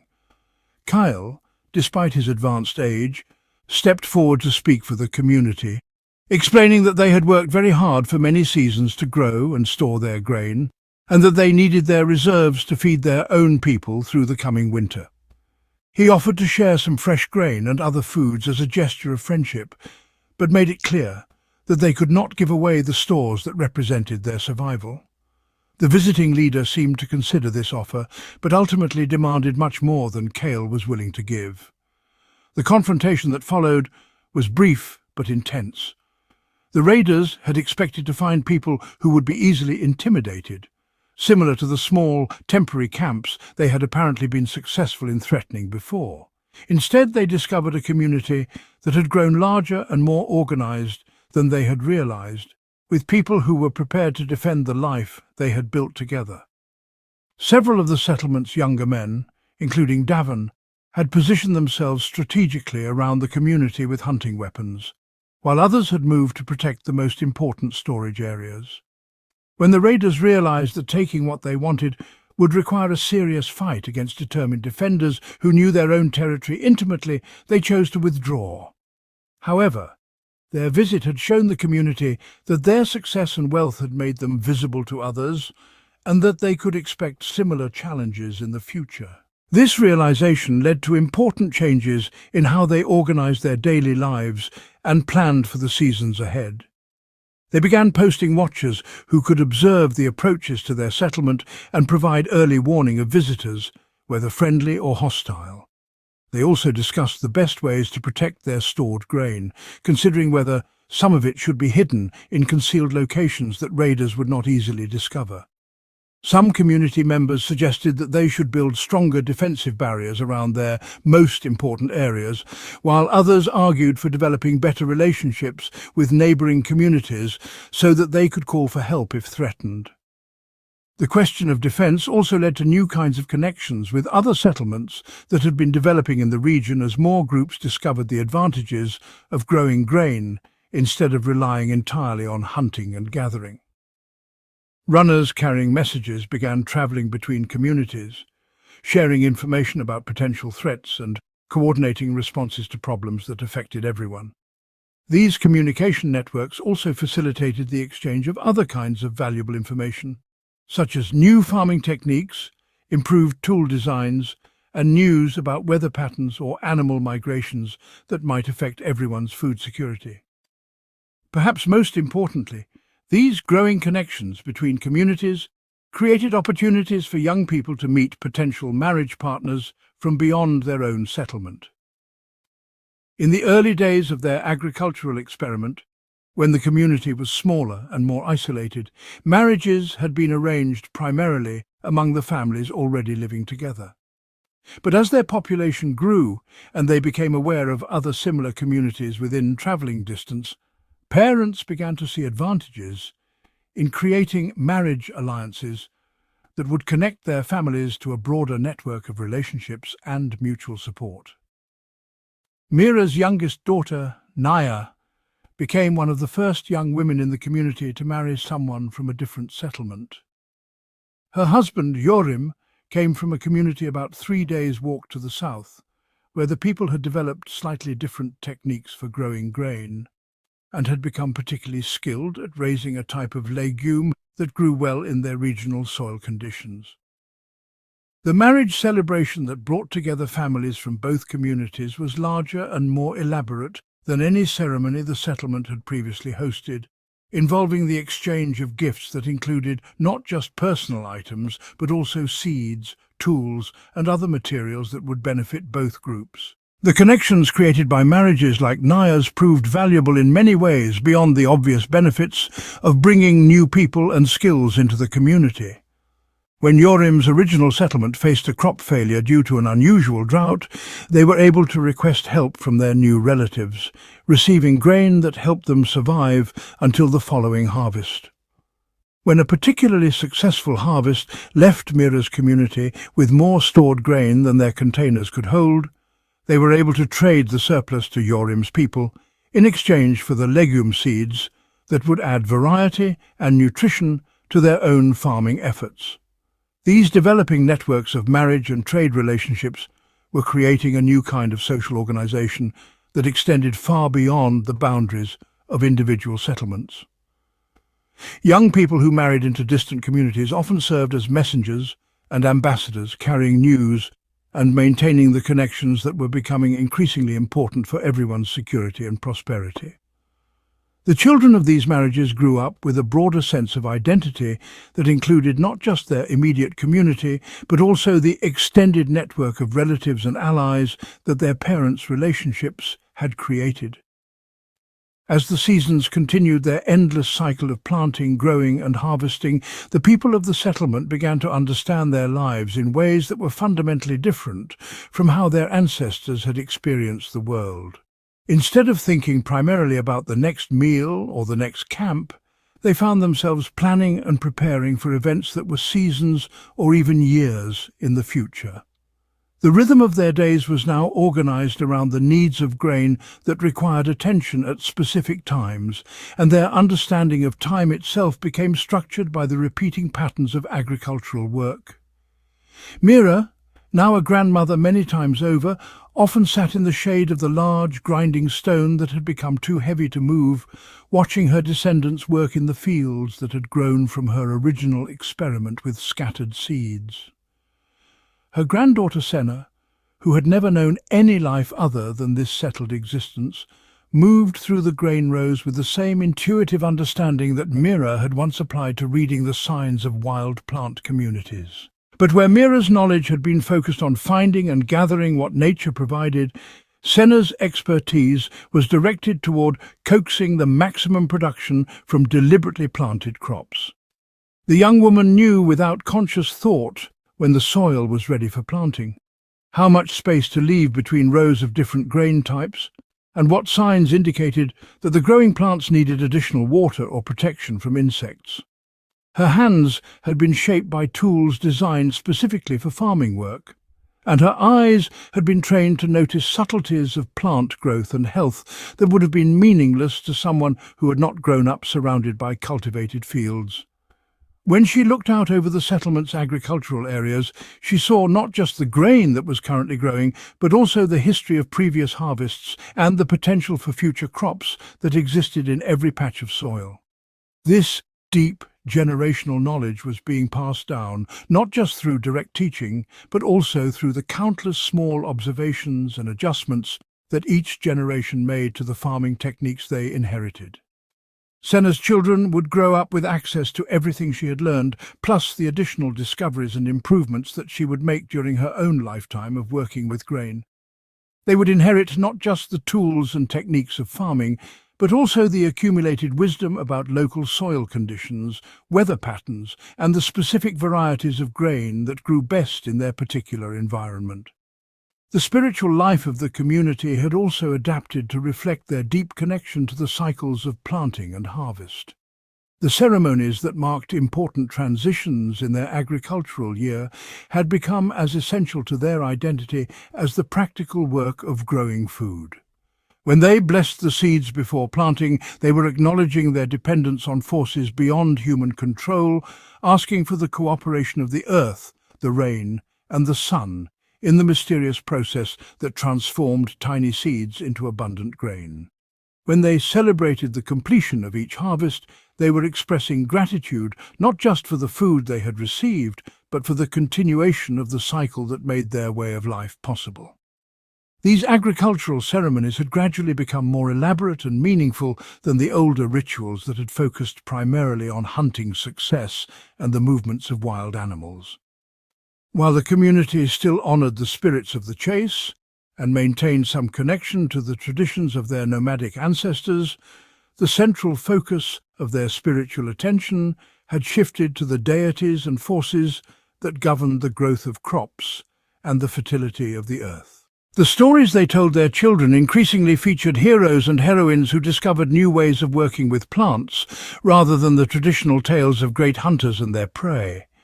Young people who had grown up entirely within the settled communities sometimes found it difficult to understand why their grandparents occasionally spoke with nostalgia about the days of constant travel and uncertain food sources. For them, The security and abundance of agricultural life seemed obviously superior to a lifestyle that required constant movement and left people vulnerable to hunger if hunting or gathering was unsuccessful. They had developed an emotional attachment to their specific place that would have been incomprehensible to their nomadic ancestors, feeling a sense of belonging and identity that was tied not just to their community of people, but also to the particular landscape where they lived and worked. This attachment to the place was perhaps strongest among those like Senna, who had been born into the farming life and had spent their entire lives learning the specific characteristics of their local environment. She knew which fields produced the best grain in wet years and which areas were most reliable during droughts. She could predict from subtle changes in the colour of leaves and the behaviour of insects when the weather was likely to change, and she understood the complex relationships between different types of plants, animals and soil conditions that made their agricultural system successful. When visitors from other communities came to trade or arrange marriages, Senna found herself explaining not just the techniques they used for growing grain, but also the specific local knowledge that made those techniques effective in their particular environment. The timing of planting that worked perfectly for their climate and soil conditions might need to be adjusted for communities living just a few days' travel away, where the patterns of rainfall or the composition of the earth were slightly different. This local expertise had become one of their community's most valuable assets, representing generations of careful observation and experimentation that could not be easily replaced or replicated elsewhere. As Mira entered the final seasons of her long life, she often reflected on the magnitude of the changes that had occurred since that first autumn, when she had noticed the dense stands of wild grain growing in the disturbed soil near their temporary camp. The small experiment with deliberately planting seeds had grown into a complex system of agriculture that supported a permanent community many times larger than the original band of wanderers. The simple act of scattering saved grain had led to innovations in tool-making, food storage, building construction, and social organization that had fundamentally altered how human beings lived and worked together. The most profound change, however, was perhaps the transformation in how people thought about their relationship with the natural world and their place within it. Instead of seeing themselves as temporary visitors who took what they needed from whatever environment they happened to be passing through, they had become partners with the land in a creative process that required long-term commitment, detailed knowledge, and careful stewardship. They had learned to work with natural cycles and forces in ways that enhanced rather than simply exploited the productivity of their environment, creating a sustainable relationship that could support not just their own generation, but also the many generations that would follow. The fields that now surrounded their permanent settlement were neither purely natural nor entirely artificial, but represented a new kind of landscape that emerged from the collaboration between human intelligence and the Earth's productive capacity. The grain that grew in these fields was recognizably related to the wild plants that Mira had first gathered, but generations of careful seed selection had gradually enhanced the characteristics that made them most useful for human food. The soil had been enriched by human management, but this improvement had been accomplished by working with rather than against the natural processes that governed soil health and fertility. This collaborative relationship with their environment had taught them patience and humility in ways that their ancestors' more extractive lifestyle had not required. A successful hunt could be completed in a single day, but growing grain required commitment to a process that extended across entire seasons, with no guarantee that the investment of time and labour would produce the desired results. Weather, insects, plant diseases and many other factors beyond human control could destroy months of careful work in a matter of days. Learning to accept this uncertainty while still maintaining the hope and effort required for successful farming had developed new kinds of wisdom and emotional resilience in the people who chose the agricultural path. The children and grandchildren who had grown up entirely within this farming lifestyle had inherited not just the practical knowledge required for agricultural work, but also the psychological and spiritual perspectives that made such work meaningful and sustainable. They understood their lives as part of ongoing cycles that connected them to both their ancestors and their descendants, seeing their daily labour not just as a means of securing their own survival, but as a contribution to the continuity of their community across time. The grain they planted each season would feed not only themselves, but also the next generation, who would carry forward the knowledge and traditions they were helping to create. When Mira looked out over the fields where her great-grandchildren now worked alongside their parents, learning the skills and developing the understanding that they would pass on to their own children, she could see the beginning of something that would extend far beyond her own lifetime or even her own community.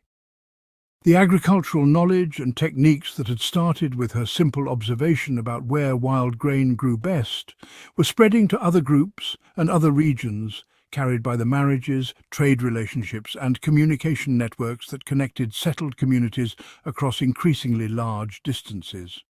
The transformation that had begun with a single woman's decision to experiment with planting seeds was becoming part of a much larger change in how human beings lived on the earth.